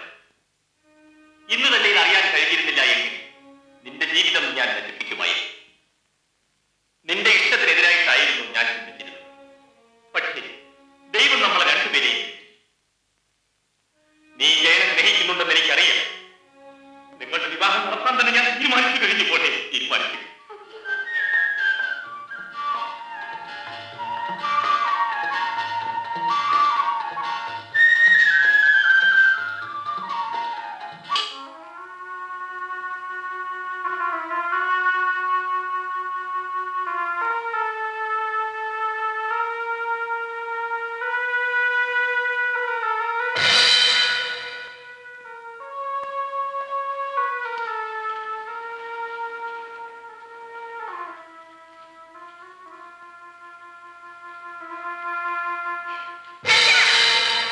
എന്താ മോളെ? ബഹുമാനപ്പെട്ട ഡോക്ടർ, എന്നോട് ക്ഷമിക്കൂ. ഞാൻ പോവുകയാണ്. ഞാൻ ഇവിടെ നിൽക്കുന്നത് അങ്ങയുടെ മനസ്സുഖത്തിന് കേടാണെന്ന് ഞാൻ മനസ്സിലാക്കി. എന്നെയാണ് ഞാൻ ഏറ്റവും ഭയപ്പെടുന്നത്. അങ്ങനെ തന്ന ജീവിതം അങ്ങയുടെ കാൽക്കൽ തന്നെ ഞാൻ കാഴ്ചവെക്കുകയാണ്. അങ്ങയോട് യാത്ര ചോദിക്കാനുള്ള ധൈര്യം പോലും എനിക്കില്ല. ഞാൻ കൊണ്ടുവരട്ടെ ഡോക്ടർ, എന്നെ അനുഗ്രഹിക്കും. ആത്മസമർപ്പണത്തോടെ അങ്ങയുടെ ചേരുക.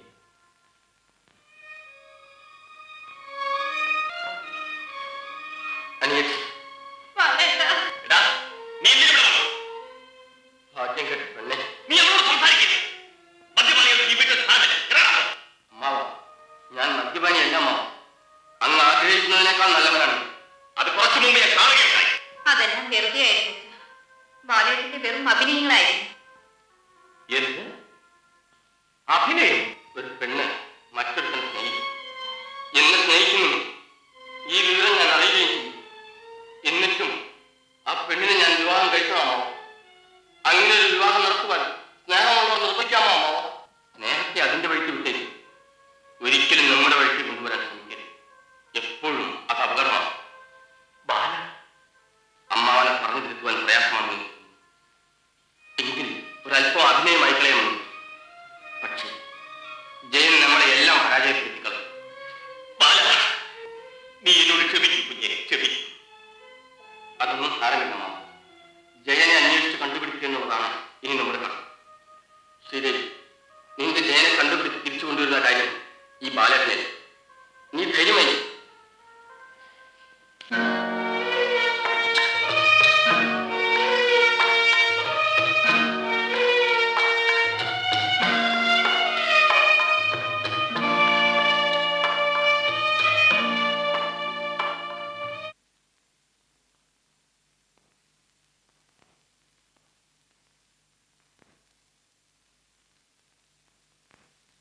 എവിടെ വന്നെന്നും എന്തിനു വന്നെന്നും എവിടേക്ക് പോകണമെന്നും അറിയാതെ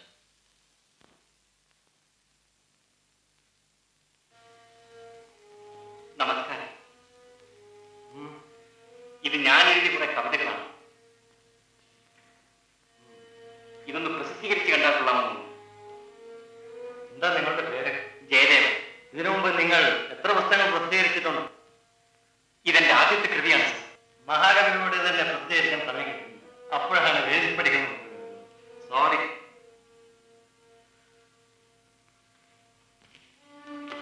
നമസ്കാരം സർ.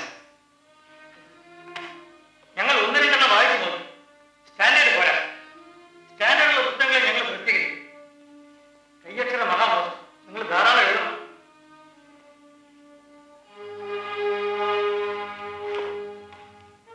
സാർ, ഇതൊന്ന് വായിച്ചു നോക്കണം, എന്നിട്ട് തീരുമാനിക്കണം. കവിതയുടെ കാലമൊക്കെ കഴിഞ്ഞു. നിങ്ങൾക്ക് വല്ല ഡിറ്റക്റ്റീവ് നോവൽസ് എഴുതാൻ.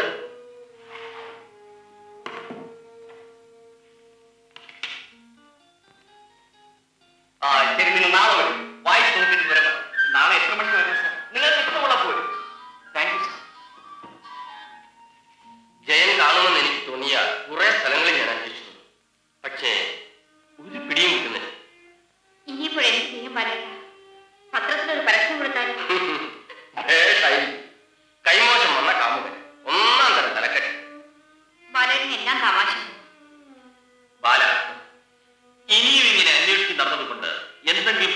ഉണ്ടാകുമെന്ന് എനിക്ക് തോന്നുന്നില്ല.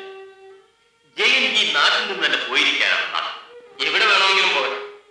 പക്ഷേ ജയൻ ഈ ഭൂമിയിൽ ജീവിച്ചിരിക്കുകയാണെങ്കിൽ ഞാൻ വിളിച്ചിവിടെ കൊണ്ടുവരുമെന്നുള്ളത് തീർച്ചയായും. ഇവളോടുള്ള എന്റെ കടമയാണ്. നിന്റെ ഇഷ്ടം. എന്റെ ഉപദേശം നിനക്ക് ആവശ്യമില്ലെന്ന് എനിക്കറിയാം. ഞാൻ കരുതിയിരുന്നതിനേക്കാൾ എത്രയോ വലിയവനാണ് നീയെന്ന് എനിക്ക് ബോധ്യപ്പെട്ട് കഴിഞ്ഞതാണ്. നിന്റെ പേരിൽ എനിക്ക് അഭിമാനമേ ഉള്ളൂ ബാല, അഭിമാനമേ ഉള്ളൂ. ആ അങ്ങനെ അടിയിലുള്ള 1000 ഏക്കറും കൂടി റബ്ബർ പ്ലാൻ ചെയ്തിരിക്കുകയാണ്. മുകളിലുള്ള ബാക്കി കൂടി വെട്ടിക്കളില്ല. നിങ്ങൾ ഭാഗ്യവാൻ തന്നെ.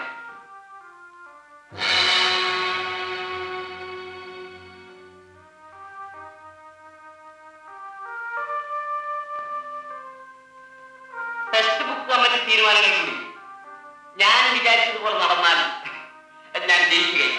ഞാൻ ജയിക്കും. അതിലെന്താണ് സംശയം? അത് നിങ്ങൾക്കാണെന്ന് ഉറപ്പല്ലേ? പിന്നെ കാര്യം കഴിയുമ്പോൾ നമ്മളെ മറക്കില്ല. ഞങ്ങൾ ഇറങ്ങട്ടെ. നാളെ കാപ്പി.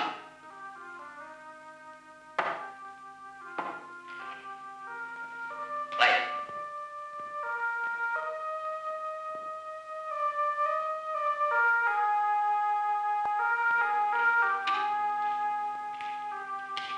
നമസ്കാരം. എന്താ എന്നെ ഒന്ന് വരാൻ പറഞ്ഞു? എന്തിന്? എന്റെ കുറെ കവിതകൾ ഇവിടെ ഏൽപ്പിച്ചു. ഓഹോ, വായിക്കാനും സമയം കിട്ടും.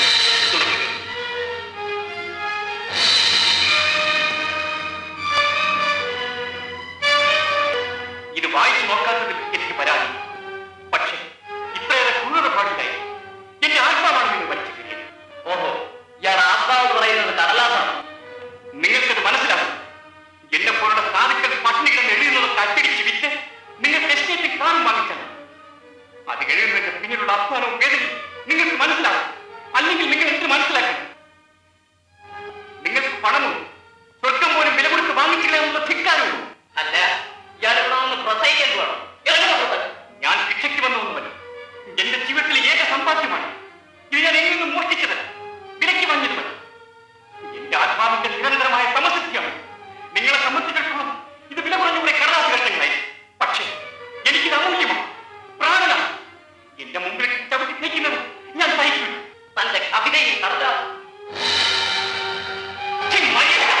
എന്നെ പറ്റി എന്തെങ്കിലും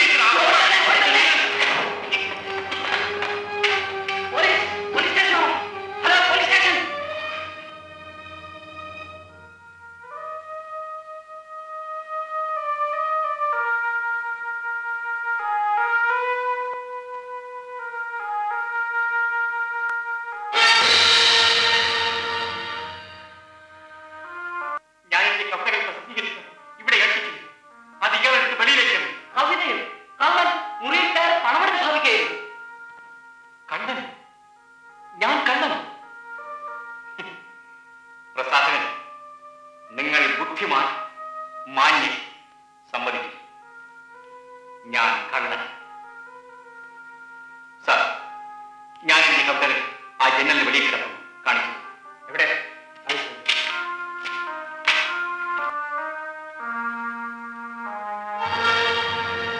എവിടെയാണ് കവിതകൾ?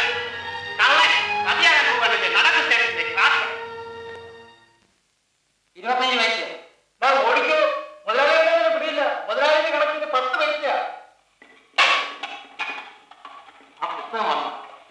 അയ്യോ, ആ കാര്യം ഞാൻ അങ്ങ് വിട്ടുപോയി. താൻ ഇവിടെ പുതിയ പുസ്തകങ്ങളുണ്ടോ? ഒന്ന് കയറി നോക്കാം.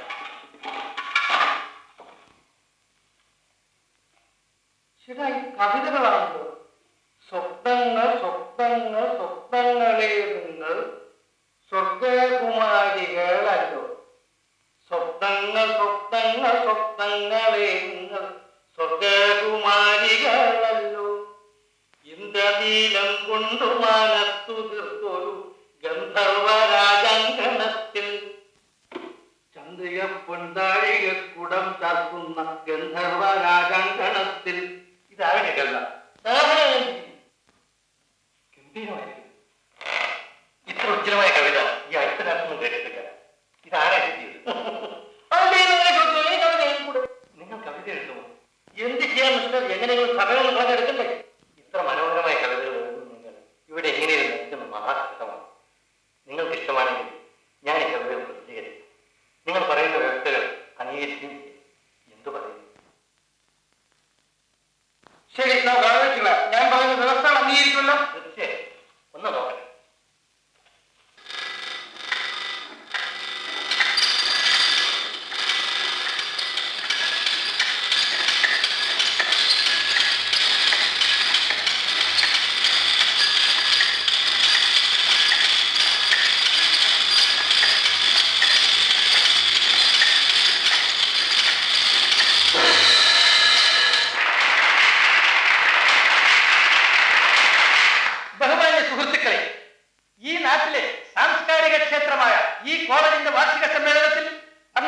ഇന്ന് നിങ്ങളോട് അത്യധികം സന്തോഷപ്രദമായ ഒരു വാർത്ത അറിയിക്കുവാൻ ഞാൻ ആശിക്കുന്നു.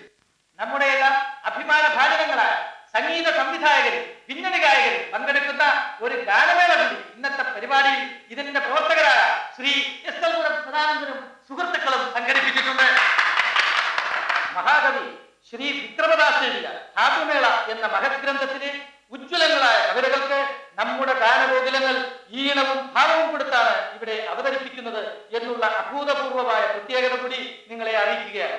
ആദ്യമായി ശ്രീമതി പി ലീലയെ ക്ഷണിച്ചു കൊടുത്തു. ഇതാ മിസ്റ്റർ പി ബി ശ്രീനിവാസൻ.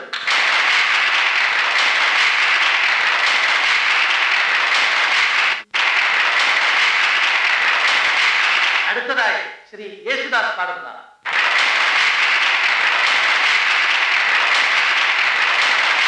സംഗീത സംവിധായകനായ മിസ്റ്റർ എം പി ശ്രീനിവാസനാണ് നിങ്ങളുടെ മുമ്പിലേക്ക് വരുന്നത്. ഇതാ വരുന്നു ശ്രീ ദക്ഷിണാമൂർത്തി, മറ്റൊരു സംഗീത സംവിധായകൻ.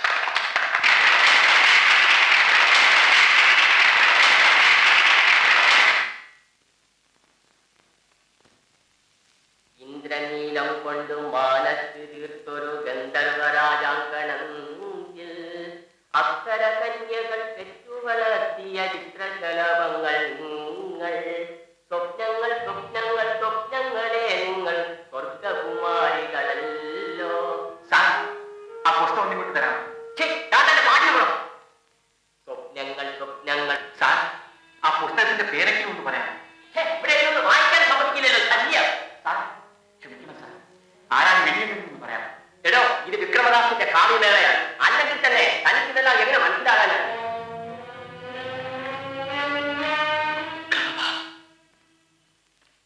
എങ്കിൽ പിന്നെ വിക്രമദാസ് എന്ന് പേരിട്ടതിന് തീർച്ചയായും ഇത് ജയന്റെ കവിതകളാണെന്ന് എനിക്ക് നല്ല ഉറപ്പുണ്ട്. ഇതിൽ ചിലത് ഞാനാണ് അച്ഛൻ പകർത്തിക്കൊടുത്തത്. ഒരുപക്ഷെ വിക്രമദാസ് എന്നുള്ളത് ജയന്റെ തൂലികനാവുമായിരിക്കും. എന്താ ചെയ്യണോ? അത് വേണം. അതുകൊണ്ടല്ല, കഴിഞ്ഞ 2 ആഴ്ചയായിട്ട് ഇത് തന്നെയാണ് പരിപാടി. ഒരു അക്ഷരം എഴുതാൻ സമയം കിട്ടുന്നില്ല. അത് ശരി, തീർച്ചയായിട്ടും വരും. പുതിയ പുസ്തകം വരുന്നു, ഗംഭീരമായിട്ട് ഒരെണ്ണം. ശരി ശരി ശരി, വായിച്ചോ വായിച്ചോ. നിർത്തട്ടെ. ഈ സ്വീകരണക്കാരെ അവരുടെ ആശയോ ഒന്ന് നിന്ന് കൊടുത്തട്ടെ.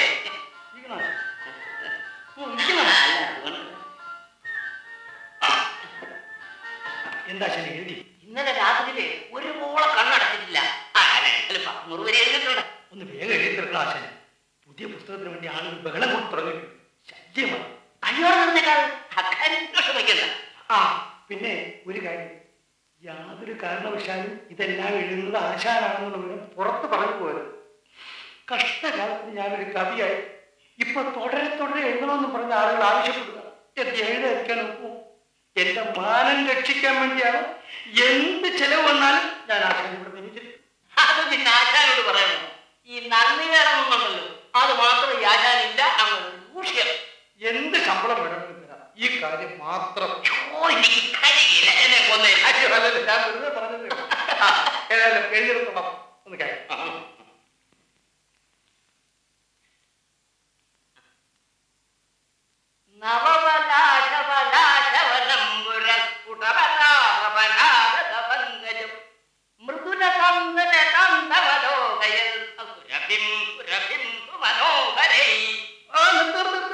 ഇതിനൊക്കെ അർത്ഥം എന്താ? നാശമായി. അർത്ഥം ഞാൻ പറഞ്ഞു തരാം. 4 സ്ഥലത്ത് നിന്ന് ഉദ്ഘാടനത്തിന് ക്ഷണിച്ചുകൊണ്ടുള്ള കത്തുകൾ വന്നിട്ടുണ്ട്. സൗകര്യമെന്ന് പറഞ്ഞു ആശാനെ. അപ്പോഴേ കുറച്ച് ടെലിഗ്രാം വന്നിട്ടുണ്ട്. കുറച്ച് കഴിയും. ഇന്നത്തെ ബാക്കി ഞാനങ്ങോട്ട് വരുന്നുണ്ട്. പൊക്കോളൂ.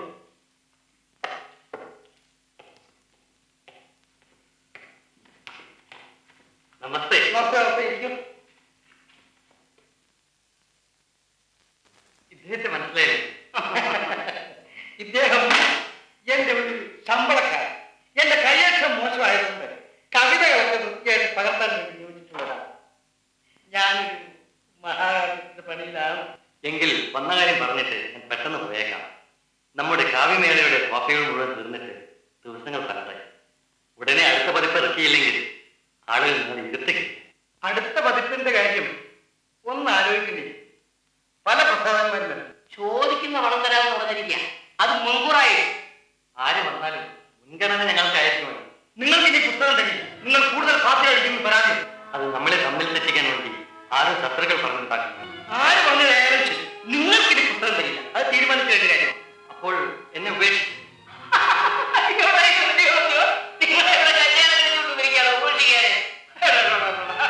ഒന്ന് പോണം, ഞാൻ കൂടെ വേറെ ജോലി. ശരി, മനുഷ്യന് പണം ഉണ്ടായാൽ ഇങ്ങനെയാ. ഒന്ന് പോടായിരുന്നു. താങ്കളാണ് ഈ പണം ഉണ്ടാക്കുന്നത്. അതൊന്നും എനിക്ക് പറഞ്ഞിട്ട് ഫലമില്ലല്ലോ.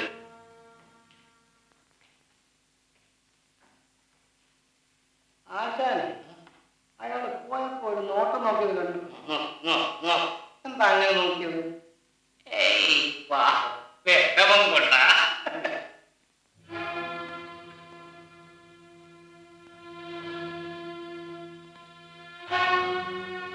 ഇരിക്കണേ.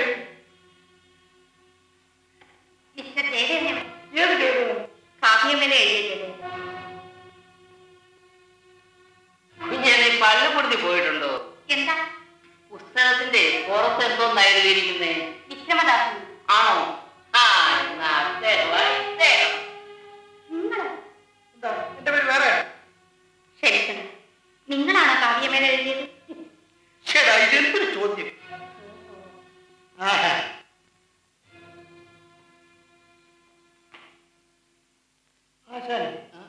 ആ പെണ്ണെന്താ അങ്ങനെ ചോദിച്ചു? വെറും കളിപ്പള്ളിയോ അടുക്കാനുള്ള പണിയല്ലയോ? അമ്പടി കളി വേറെ കൊള്ളാം. ഓ, ഇതിലേതോ വഞ്ചനയുണ്ട് ബാലൻ. ജയൻ എവിടെയാണെന്ന് തീർച്ചയായും അയാൾക്കറിയാം. കവിതയുടെ കാര്യം ചോദിച്ചപ്പോൾ അയാളെന്ന് പറയുന്നു. അയാൾ എഴുതിയതാണെന്നല്ലേ പറയുന്നത്. കൂടുതലൊന്നും ചോദിച്ചു നീ വഷളാക്കിയില്ലല്ലോ. ഞാനൊന്നും ചോദിക്കാൻ പോയില്ല, ഉടനെ തന്നെ ഇങ്ങോട്ട് പോന്നു. ഉപകാരം. ഇനിയുള്ള കാര്യം ഞാൻ അങ്ങനെ ഇന്നത്തെ മഹാസമ്മേളനം സമുദ്ഘാടനം ചെയ്യുന്നതിന് ഒരു കവിയെ ഒരു മഹാകവിയെ തന്നെ ലഭിച്ചത് മകളെ നിങ്ങൾ സാക്ഷ്യവതികളാണ്.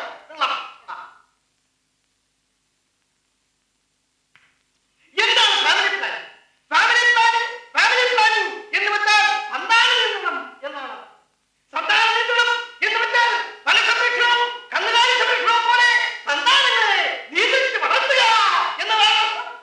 സന്താനങ്ങളെ നിയന്ത്രിച്ച് വളർത്തിയില്ലെങ്കിൽ അവരെ തന്തയ്ക്കും തള്ളയ്ക്കുമാണ് അതിന്റെ കേട് എന്നറിയാവുന്നത് കൊണ്ടാണ് മഹത്തായ നമ്മ ഭാരതീയ സമൂഹം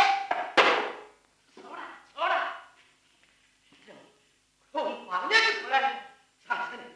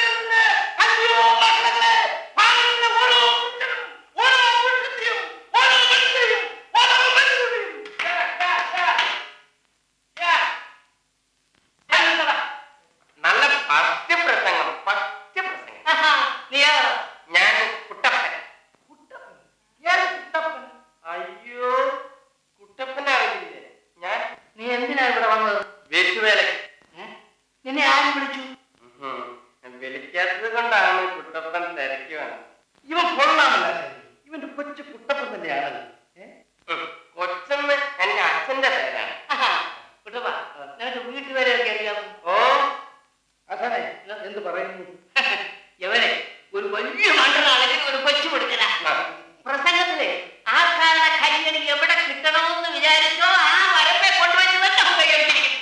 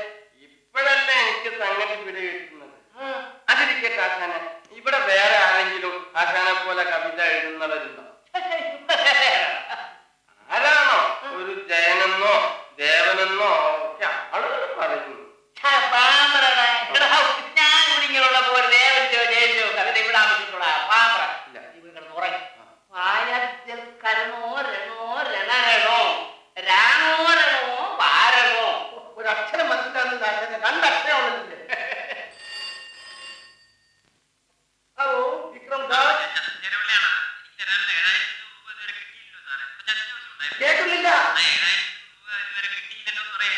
കേൾക്കുന്നേ ഇല്ല. ഒരു പറഞ്ഞ കേൾക്കാൻ വയ്യ.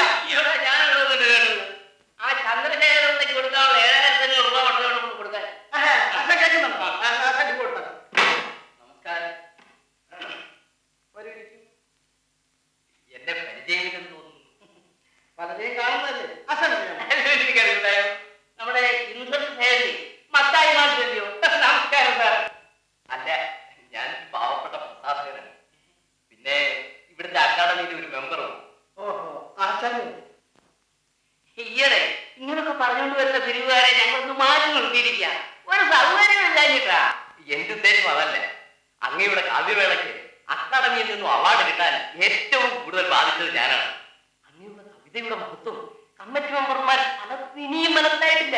അയ്യോ പയ്യന്മാര് വിട്ടേക്കണം. പോയി 4 അക്ഷരം പഠിച്ചോണ്ട് വരട്ടെ. പിന്നെ വായിക്കലും പഠിക്കലും. അത് ശരിയാ.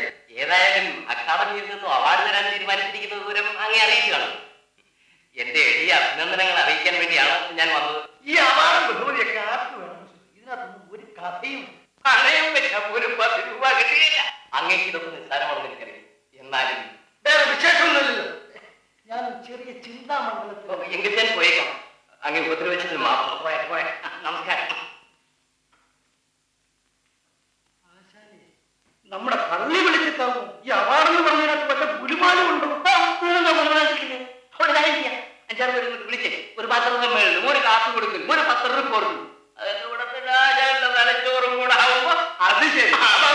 ഇതല്ലാതെ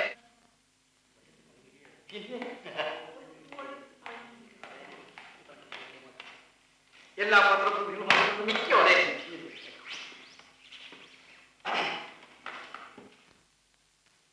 എന്തൊക്കെയാണ് നിങ്ങൾക്ക് അറിയേണ്ടത്? ചോദിച്ചോളൂ. അങ്ങേക്ക് അവാർഡ് തരുന്നതിനെ സംബന്ധിച്ച് അങ്ങയുടെ ഒരു സൂര്യകാഴ്ചം പത്രങ്ങളിൽ പ്രസിദ്ധീകരിച്ചാൽ കൊള്ളാമെന്ന്. അയ്യോടാ, ഇദ്ദേഹം ജീവനോടുകൂടി ഇരിക്കുമ്പോ ഇന്നൊരു സൂര്യകയുടെ ചിത്രം ചോദന. അതല്ല, ഇദ്ദേഹത്തിന്റെ ജീവചരിത്രത്തിന്റെ ഒരു സൂചനയുടെ കാര്യമാണ് പറഞ്ഞത്. ശരി, ഇനി എന്താ പറയുന്നത്? കവിതയുടെ കുമ്പടഞ്ഞു എന്നുള്ളതിനെ കുറിച്ച് അങ്ങയുടെ അഭിപ്രായം എന്താണ്? അടഞ്ഞിട്ടില്ല, അടയിൽ എന്റെ ഒരു മഹാകാവ്യം പുറത്തു വരുന്നു. അതോടെ കഴിഞ്ഞാൽ തീർന്നു. പുതിയ മഹാകാവ്യത്തിന്റെ പേരെന്നറിഞ്ഞാൽ വേണ്ടില്ല. പറഞ്ഞു കൊടുക്കണോ അച്ഛനെ? തൊണ്ട. തൊണ്ട ആ ഒന്നാം തരം പേര്. ഉജ്ജ്വലമായിരിക്കും. മനുഷ്യ ശരീരത്തെ കുറിച്ചുള്ള ഒരു പഠനമായിരിക്കും അല്ലേ? അല്ല, ആത്മാവിന്റെ തൊണ്ടാണെന്ന് ശരീരം. സാഹിത്യത്തിന്റെ ഒരു സംഭവമായിരിക്കും തൊണ്ട. സാധാരണ അങ്ങേക്ക് എപ്പോഴാണ് പ്രചോദനം ഉണ്ടാകാറ്? രാവിലെ ഒരു ചൂട് ചായ, പിന്നെ ഒരു സിഗരറ്റ്, പിന്നെ വലിയ താമസമൊന്നുമില്ല, ഉടനെ പ്രയോജനമായി. അത് അപ്പോഴേ പറമ്പിലേക്ക് അങ്ങ് പോകും. ആ എത്ര ഉദാത്തമായ ഭാവനയാണ്. ജീവിതത്തിലെ ചൂടുള്ള അനുഭവങ്ങൾ ഉള്ളിലേക്ക് കടന്നു ചെല്ലുമ്പോൾ വെറും ഭാവനയുടെ പുകച്ചുരുളുകൾക്കിടയിൽ നിന്ന് അദ്ദേഹത്തിന്റെ ചിന്ത ഈ മണൽത്തരികളെ ചിന്തിക്കാൻ വേണ്ടി താഴോട്ട് ഇറങ്ങി വരികയാണ്. ആ ഇദ്ദേഹം പറയുന്നതെല്ലാം നിങ്ങളെ പോലുള്ള പണ്ഡിതന്മാർക്ക് മാത്രമേ മനസ്സിലാക്കാൻ കഴിയൂ. അയ്യോ, ഞാൻ ഇവിടെ കിടന്ന പാട്. സമയമാണ്. പത്രസമ്മേളനമൊക്കെ വളരെ വിജയപ്രദമായി കലാശിച്ചു. ഇനി എല്ലാവരും കഴിച്ചോണ്ട് പോകാം. കുട്ടപ്പ എല്ലാം മതി. ഈ ബഹുമതികളെല്ലാം ജയദേവന് കിട്ടേണ്ടതാണ്. പക്ഷെ യാതൊരു അർഹതയും ഇല്ലാതെ വിക്രമനാണ് തട്ടിയെടുക്കാൻ പോകുന്നത്. എന്തൊക്കെ ആയാലും വിക്രമ അവാർഡ് വാങ്ങിക്കാൻ സമ്മതിക്കരുത് പറയുന്നു. പക്ഷെ ജയനില്ലാതെ നമ്മൾ മാത്രം വിചാരിച്ചാൽ എന്ത് ചെയ്യാൻ ഒക്കും? നമുക്ക് ആ പ്രസാദം സമീപിച്ച് നോക്കിയാലും. ശരിയാണ്, ചിലപ്പോൾ അയാൾക്ക് എന്നെ സഹായിക്കാൻ കഴിയും. നിങ്ങളുടെ ശിക്ഷയുടെ കാലാവധി തീർന്നിരിക്കുന്നു. വരും. അതിരിക്കട്ടെ, കാവ്യമേള എഴുതിയത് ജയദേവൻ തന്നെയാണെന്നുള്ളത് എന്താണ് തെളിവ്? അദ്ദേഹം ഞങ്ങളുടെ വീട്ടിൽ താമസിച്ചുകൊണ്ടാണ് ഈ കവിതകളെല്ലാം എഴുതിയത്. അന്ന് അദ്ദേഹത്തിന്റെ കണ്ണുകൾക്ക് കാഴ്ചയില്ലായിരുന്നു. അതുകൊണ്ട് അദ്ദേഹം പറഞ്ഞു തന്നിട്ട് എന്റെ കൈപ്പടയിലാണ് കവിതകൾ അധികം എഴുതിയിട്ടുള്ളത്. അങ്ങനെയാണെങ്കിൽ ആ കയ്യെഴുത്ത് കോപ്പിൽ നിങ്ങളുടെ കയ്യെഴുത്തിനും കാണുമോ? അത് കിട്ടിയാൽ മതിയായിരുന്നല്ലോ. കയ്യെഴുത്ത് കോപ്പി ഇവിടെ ഇല്ല, 1-ാം വർഷത്തിന്റെ അച്ഛന് കഴിഞ്ഞപ്പോഴേ അയാളത് വാങ്ങിച്ചു വന്നു. നിനക്ക് ഒന്നുകൂടി പറയാമോ? നിന്റെ നാടകമേ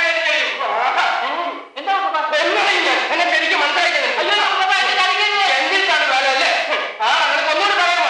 പറയാമോ? കാര്യം തോന്നുന്നു. ഏമാന്റെ പുസ്തകമല്ലേ കാവ്യമേള? ഇതില്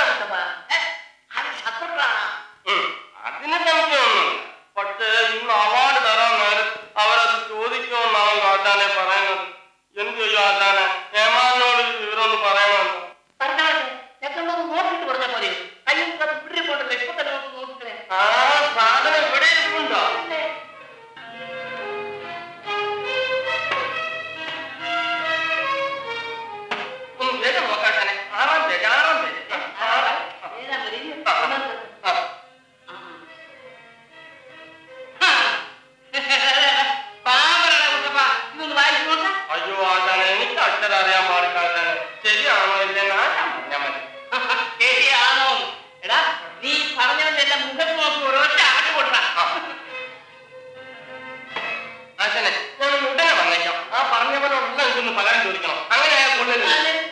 നീ ആർക്ക് പോയി വഴക്കൊന്നും ഉണ്ടാക്കരുത് കേട്ടോ. തന്നെയല്ല ഇത് വിളിക്കുന്നുണ്ടെന്നുള്ള വിവരമുണ്ടല്ലോ. ഒരൊറ്റ കുഞ്ഞിനോട് പോയി പറയുന്നു. ആരോടും പറയില്ല. നീയും കണ്ടില്ല. ഞാനും കണ്ടില്ല.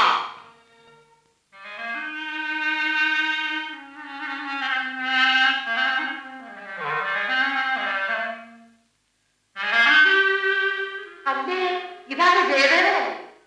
എനിക്ക് മനസ്സിലായി. അയ്യോ, എന്റെ ഒറ്റയായിട്ട് മനസ്സിലായില്ലേ? ഭവാനിയമ്മ. ക്ഷമിക്കണം, എനിക്ക് മനസ്സിലായില്ലായിരുന്നു. എന്താ ഭവാനി? അയ്യോ, നിനക്കിപ്പോ കണ്ണു കാണാമോ? കണ്ടോ, പ്രാർത്ഥിച്ച കണ്ണിരിക്കുമെന്ന് ഞാൻ പറഞ്ഞില്ലായിരുന്നു. വിക്രമനെ കാണാറില്ലേ ഇപ്പോൾ? ഇല്ല, കുറച്ചു കാലമായി ഞാൻ ഈ നാട്ടിൽ ഉണ്ടായിരുന്നില്ല ഭവാനി. ആ വിക്രമൻ ഇപ്പൊ വലിയ ആളായി പോയി കേട്ടോ. ദൈവത്തിന്റെ ഓരോ കളി. ഒരു ദിവസം നേരം വന്നപ്പോ അവൻ കവിയാണെന്ന്. കവിയോ? വിക്രമൻ ചേട്ടൻ? എന്ത് പറയാനാണ് ഇതിന്? നല്ല നേരത്തിന് അവനൊരു പുസ്തകം എഴുതി. എന്ത് പുസ്തകം? ആ, ഏതാണ്ട് ഒരു മേളാങ്കമാണല്ലോ. കാവ്യ? മഹാജനങ്ങളെ, നമ്മുടെ വിക്രമൻ ചേട്ടൻ? ശ്രീ വിക്രമദാസ് അവർക്ക് അവാർഡ് കൊടുക്കുന്നതിന് ഇന്ന് 5:30 ടൗൺ ഹാളിൽ ചേരുന്ന യോഗത്തിൽ പങ്കെടുക്കുവാൻ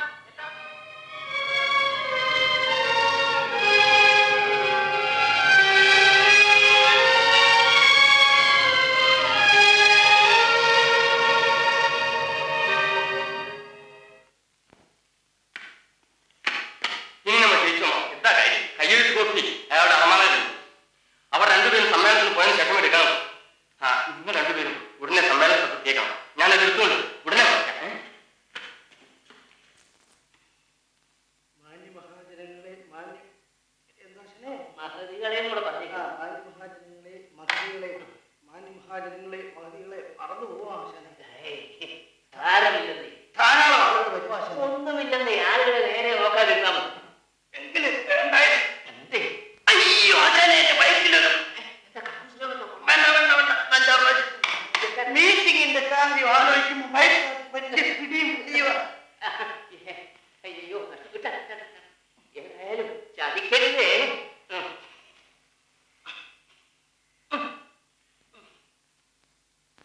ഇനി താമസിക്കണ്ട, പുറപ്പെട്ടു.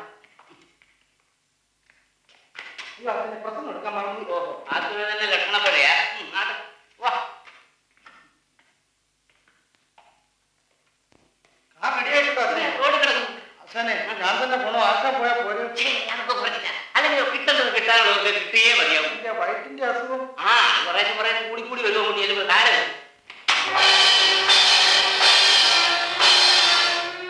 നല്ലൊരു കാര്യത്തിന് ഇറങ്ങിയായിരുന്നു. കണ്ണുമുട്ടിനാണ് കണി. ആരാ? വിക്രമൻ ചേട്ടൻ? വിക്രമാറ്റനോ? ഏത് വിക്രമാറ്റൻ? ഇനിയും എന്നെ കളിപ്പിക്കാൻ നോക്കേണ്ട വിക്രമൻ ചേട്ടൻ. നിങ്ങളുടെ ശബ്ദം കേട്ടാൽ ഉടനെ എനിക്ക് തിരിച്ചറിയാൻ കഴിയും. നിങ്ങളെ കൊണ്ട് മറന്നു കഴിയും. നീ ഏതാ? എനിക്ക് മനസ്സിലായില്ല. എന്റെ മനസ്സിലായില്ലെങ്കിൽ എനിക്ക് കണ്ണില്ലെന്ന് എങ്ങനെ മനസ്സിലാക്കി വിക്രമൻ ചേട്ടൻ? ഇത് നാശമായല്ലോ. ഇടഞ്ഞാലും കൊണ്ട് വന്നു കയറാൻ ഒരു സമയം. ക്ഷമിക്കണം വിക്രമൻ ചേട്ടൻ, ഞാൻ ആരാണെന്ന് പറയാം. അതിനു മുമ്പ് നിങ്ങളെ തന്നെ നിങ്ങൾക്കൊന്ന് പരിചയപ്പെടും. പണ്ട് നിങ്ങൾക്ക് റെയിൽവേയിൽ ജോലി ഉണ്ടായിരുന്ന കാര്യം ഓർക്കുന്നു. എന്റെ കണ്ണുകൾക്ക് കാഴ്ച കിട്ടാൻ വേണ്ടി എന്നെ കൊണ്ട് പ്രാർത്ഥിപ്പിച്ച് ഓർക്കുന്നു. ഓ, ജയദേവനായിരുന്നോ? അയ്യോ ചെറുക്കാ, നിന്നെ എനിക്ക് മനസ്സിലായില്ല കേട്ടോ. നീ എവിടെ ആയിരുന്നു? അതൊക്കെ പിന്നെ പറയാം. ചേട്ടൻ അവാർഡ് വാങ്ങാൻ പോവുകയാണ്. എന്ത് ചെയ്യാൻ രാഘവ? അല്ല ജയദേവ, ഞാൻ സമയം കളയാൻ വേണ്ടി കുറെ കവിത ആളുകളുണ്ട്. അവാർഡും എന്റെ പുറകെ നടക്കും. ഞാൻ എന്ത് ചെയ്യും?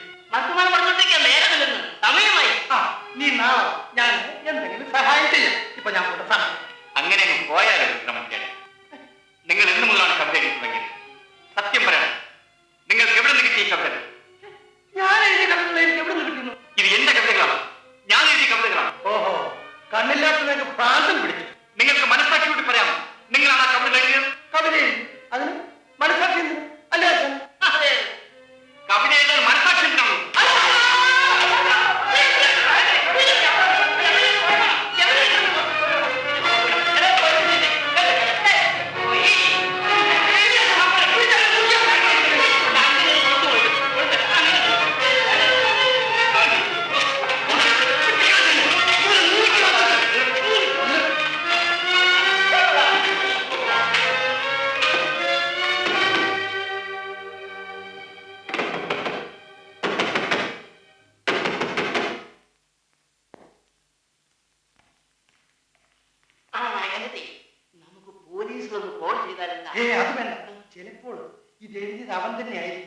ഇന്ന് അവാർഡ് കൊടുക്കുന്ന ദിവസം അത് കഴിയുന്നത് വരെ അവനെ പുറത്തു വിടുന്നത് ആപത്താണ്. അത് അകത്ത് തന്നെ കിടക്കട്ടെ.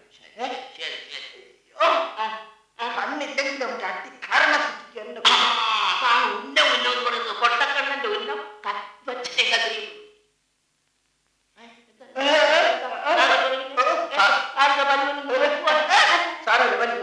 അയ്യോ ഒറ്റയ്ക്ക് പോയാ മതി മേടിക്കാനുള്ള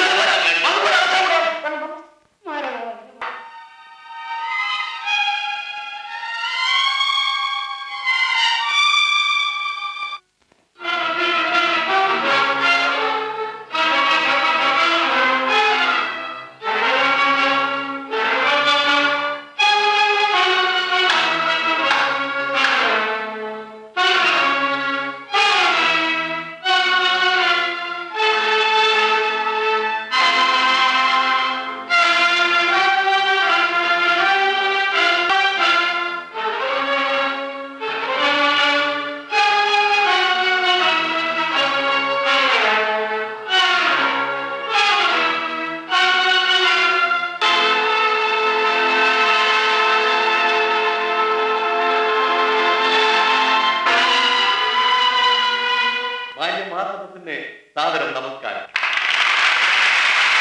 ഇന്ന് നമ്മുടെയെല്ലാം അഭിമാന ഭാഗ്യമായ പോരാ ഈ രാജ്യത്തിന്റെ സമ്പത്തായ ശ്രീ വിക്രമദാസ് അവർക്ക് കാവ്യമേള എന്ന മഹാഗ്രന്ഥം രചിച്ചതിന് അവാർഡ് കൊടുക്കുന്നതിന് വേണ്ടി നമ്മൾ ഇവിടെ കൂടിയിരിക്കുകയാണ്.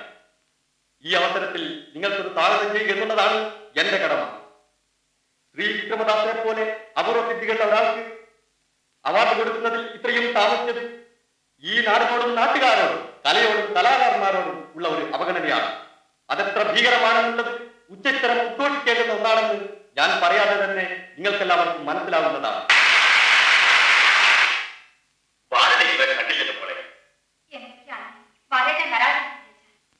അടുത്തതായി കാവ്യമേള എന്ന മഹാഗ്രന്ഥം രചിച്ചതിനെ കുറിച്ച് ശ്രീ വിക്രമദാസ് അവർ ശ്രദ്ധേയമായ ഒരു പ്രസംഗം ചെയ്യുന്നതാണ്. അതിനുവേണ്ടി അദ്ദേഹത്തെ ക്ഷണിച്ചുകൊള്ളുന്നു.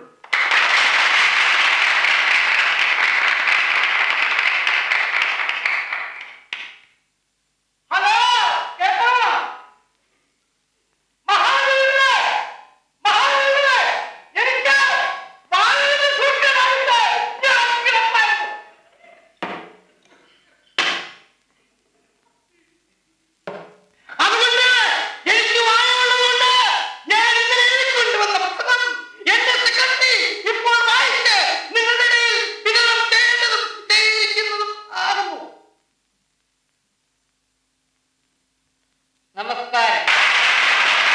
പൂജ്യപാതരായ അധ്യക്ഷനവർ, മാന്യ മഹാന്മാർക്കും സാദരം നമസ്കാരം.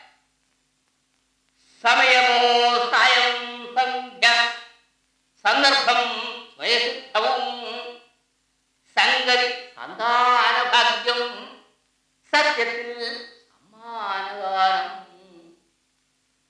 ഏതെങ്കിലും ഒരു മഹാൻ എപ്പോഴെങ്കിലും എഴുതിയേക്കാമെന്ന് തോന്നിയേക്കാവുന്ന സുപ്രസിദ്ധമായ ഈ കാവ്യശകലം നിങ്ങളുടെ ആളുകളെയും ശ്രവണങ്ങളെ ആലിംഗനം ചെയ്തിരിക്കുവാൻ ഇടയില്ലെന്ന് ഞാൻ വിശ്വസിക്കുന്നതിൽ തെറ്റില്ലെന്ന് പറയുന്നതിൽ അപാകതയൊന്നുമില്ലെന്ന് ഞാൻ പറഞ്ഞുകൊള്ളു. ഞാൻ എഴുതി വരുന്ന മഹാകാവ്യത്തിലെ അർത്ഥഗർഭമായ 4 വരികളാണ് നിങ്ങളിപ്പോൾ ശ്രമിക്കുന്നത്. എന്നെ ബഹുമാനിച്ച് സമ്മാനിക്കുന്നതിന് വേണ്ടി കൂടിയിരിക്കുന്ന നിങ്ങളുടെ മുഖത്ത് നോക്കുമ്പോൾ സത്യത്തിൽ ഞാൻ ഉത്കണ്ഠാകുലനാവുകയാണ്. എന്റെ കാലം കൂടി കഴിഞ്ഞാൽ കവിതയുടെ നാമ്പും കൂമ്പുകളഞ്ഞ് നിങ്ങളുടെ ഈ ഭാവി എന്തായി പോകുമെന്ന് ഓർമ്മിക്കുമ്പോഴാണ് ഞാൻ ഉത്കണ്ഠാകുലനാകുന്നത്. ഈ വിവരങ്ങൾ നിങ്ങൾ മനസ്സിലാക്കുമെന്നുള്ള വിശ്വാസത്തോടുകൂടി എന്നെ ക്ഷണിച്ചു വരുത്തി ബഹുമാനിച്ചതിന് നിങ്ങൾക്കെല്ലാം നന്ദി പറഞ്ഞുകൊണ്ട് എന്റെ സാരബദ്ധമായ ഈ ചെറുപ്രസംഗം ഉപസംഹരിച്ചുകൊള്ളുന്നു. ശ്രീ വിക്രമദാസ് അവർക്ക് അവാർഡ് കൊടുക്കേണ്ട ചടങ്ങ് നടക്കാൻ പോകുന്നത്. ഇനിയും നമ്മളിവിടെ കാത്തുനിന്നിട്ട് കാര്യമില്ല. ഏത് വീട്ടിലെങ്കിലും തർക്കയിൽ നിർത്തിയുള്ളൂ. ഈ ബഹുമതി മുദ്രയോടൊപ്പം 5000 രൂപയുടെ ഒരു ചെക്കുമാണ് അവാർഡ് നിലയെ കൊടുക്കാൻ തീരുമാനിച്ചിട്ടുള്ളത്. അത് നിങ്ങളുടെ എല്ലാം അനുവാദത്തോടു കൂടി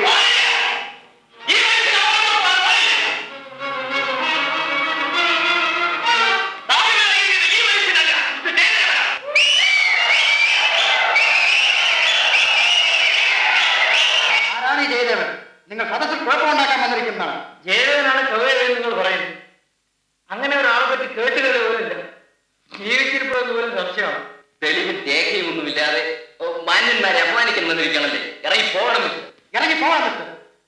കാവ്യമേലയുടെ കയ്യെഴുത്ത് സാക്ഷിയുടെ ഹാജരാക്കി കഴിയുമ്പോൾ ഞാൻ പറഞ്ഞതെല്ലാം സത്യമാണെന്ന് നിങ്ങൾക്ക് ബോധ്യമാണ്. ഈ നിൽക്കുന്ന എന്റെ സീതയുടെ കയ്യെഴുത്തണം അത് നിങ്ങൾ കയ്യെഴുത്തിനകത്ത് ഹാജരാക്കാൻ മിസ്റ്റർ. അത് കൊണ്ടുവരുന്ന ഒരാൾ പോയിട്ടുണ്ട്. ദയവ് ചെയ്ത് അതുവരെ ഈ നടപടികൾ നിർത്തി.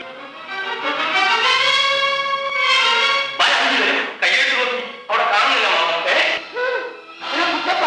നീ ഇവിടെ വന്നു. എന്റെ തോൽവി അറിയും. നിനക്കെന്താണ് കാര്യം? തൽക്കാലം നിങ്ങൾ ജയിച്ചിരിക്കുന്നു. എന്നാലും ഒന്നും നിങ്ങൾ മറക്കട്ടെ. ഒരാൾക്ക് ഏതാനും പേരെ എല്ലാ കാലവും കുട്ടികളാക്കാൻ കഴിഞ്ഞില്ല. അതുപോലെ തന്നെ എല്ലാവരെയും ഏതാനും കാലം. പക്ഷേ എല്ലാവരെയും എല്ലാ കാലവും കുട്ടികളാക്കാമെന്ന് നിങ്ങൾ കരുതാൻ ഓർമ്മയില്ല. നിർത്തണേ നിങ്ങളുടെ പ്രസംഗം. ഇപ്പോഴെങ്കിലും നിങ്ങൾക്ക് ബോധ്യമായല്ലോ ഈ കാലത്തെല്ലാം വെറും നാടകങ്ങളാണ്. സാരമില്ല, ഞാൻ ക്ഷമിച്ചിരിക്കും. വിക്രമദാസ് കീ ജയ്. വിക്രമൻ കീ ജയ്.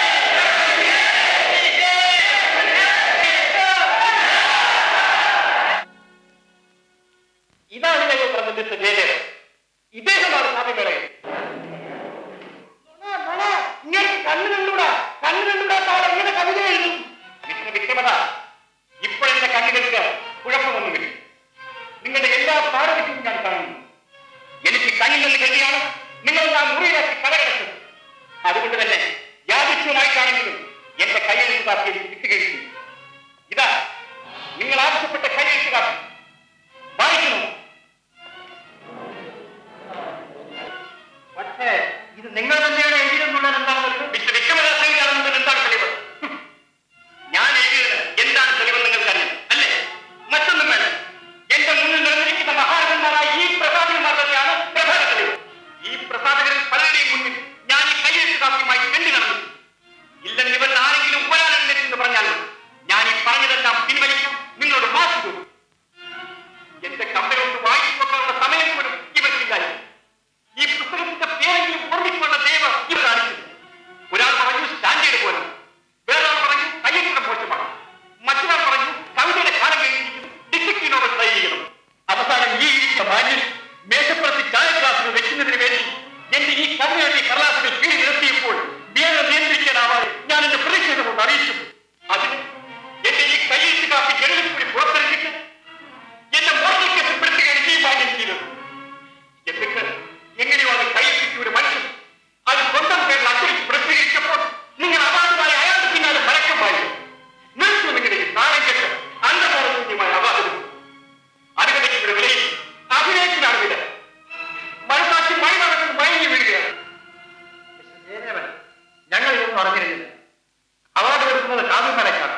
അതെങ്കിൽ നിങ്ങളാണെങ്കിൽ അവാർഡ് നിങ്ങൾക്കുള്ളതാണ്. ക്ഷമിക്കണം, എനിക്കത് ആവശ്യമില്ല. ഈ കവിതകളിലെ ഞാൻ ഇതൊന്ന് പ്രസിദ്ധീകരിച്ച് കാണുവാൻ വേണ്ടി സമീപിച്ചപ്പോൾ എന്നെ ചവിട്ടി ഓടിച്ച പ്രധാനന്മാരെ കൊണ്ട് തന്നെ അത് പ്രസിദ്ധീകരിപ്പിക്കുമെന്ന ഒറ്റ കാര്യത്തിലെങ്കിലും ശ്രീ വിക്രമദാസിന് അവാർഡ് കൊടുക്കേണ്ടതാണ്. അത് അദ്ദേഹത്തിന് തന്നെ കൊടുത്തേക്ക്. പാടില്ല, വിക്രമദാസിന് അവാർഡ് കൊടുക്കാൻ പാടില്ല. അച്ഛനായ വിക്രമദാസ് നശിക്കട്ടെ.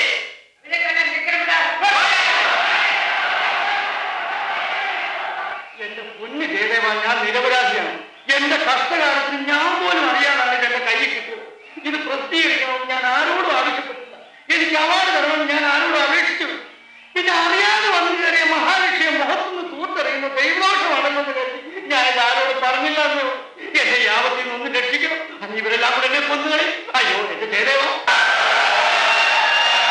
നിർത്തും. ഒരാളെ ക്ഷണിച്ചു വരുത്തി അഭിനന്ദിക്കുവാനും അപമാനിക്കുവാനും നിങ്ങൾക്ക് നിമിഷങ്ങൾ മാത്രമോ അല്ലേ? ഓ, നിങ്ങൾ പൊതുജനങ്ങളാണ്. നിങ്ങൾക്ക് വികാരമേ വിചാരമേ. എന്നെ പോലെ സാധുക്കളായ പല എഴുത്തുകാരുടെയും പ്രയത്നം മഹാത്മാരായ പല സാഹിത്യകാരന്മാരും ഇന്നും ചൂഷണം ചെയ്യും. പിന്നെ ഈ പാവപ്പെട്ട മനുഷ്യൻ നിങ്ങൾ കല്ലെടുക്കും. നിങ്ങളുടെ മനസാക്ഷി മോഹാശിച്ച് കിടക്കുകയാണ്. തെളിവുകളും രേഖകളുമില്ലാതെ ഒന്നും സമ്മതിച്ചിട്ടില്ല അല്ലേ? എങ്കിൽ ഞാൻ ഒന്ന് അറിയിക്കുന്നു. കാവ്യമേള എഴുതിയത് ശ്രീ വിക്രമദാസാണെന്ന് ഞാൻ പ്രഖ്യാപിക്കുന്നു. അല്ലെന്നുള്ളത് യാതൊരു തെളിവുകളും രേഖകളും കൂടിയിട്ടില്ല.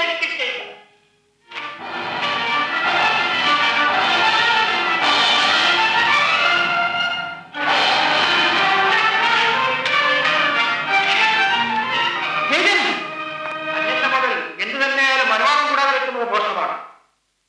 ഇമ്മാതിരി കവിതക്കലന്മാരുടെ പേരിൽ കർശനമായ നടപടിയെടുക്കാൻ ഞാൻ ശുപാർശ ചെയ്തു.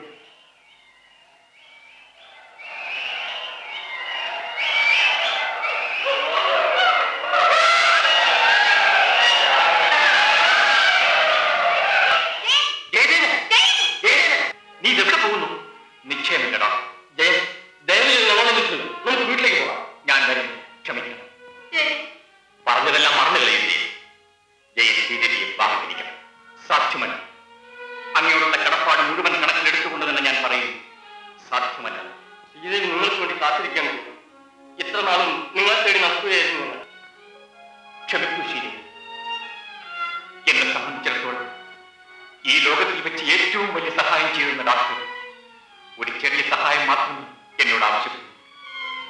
അദ്ദേഹത്തിന്റെ ഭാര്യയുടെ അന്ത്യാഭിലാഷം. മരിച്ചുപോയ ഒരാളുടെ ആഗ്രഹത്തിനെതിരായി നമ്മൾ ഒരിക്കലും നിൽക്കരുത്.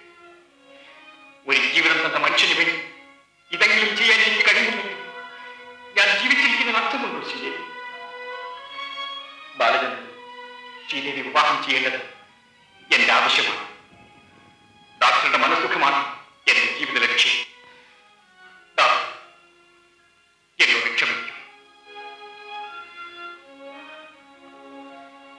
നിങ്ങൾക്ക് നല്ലത് വരെ.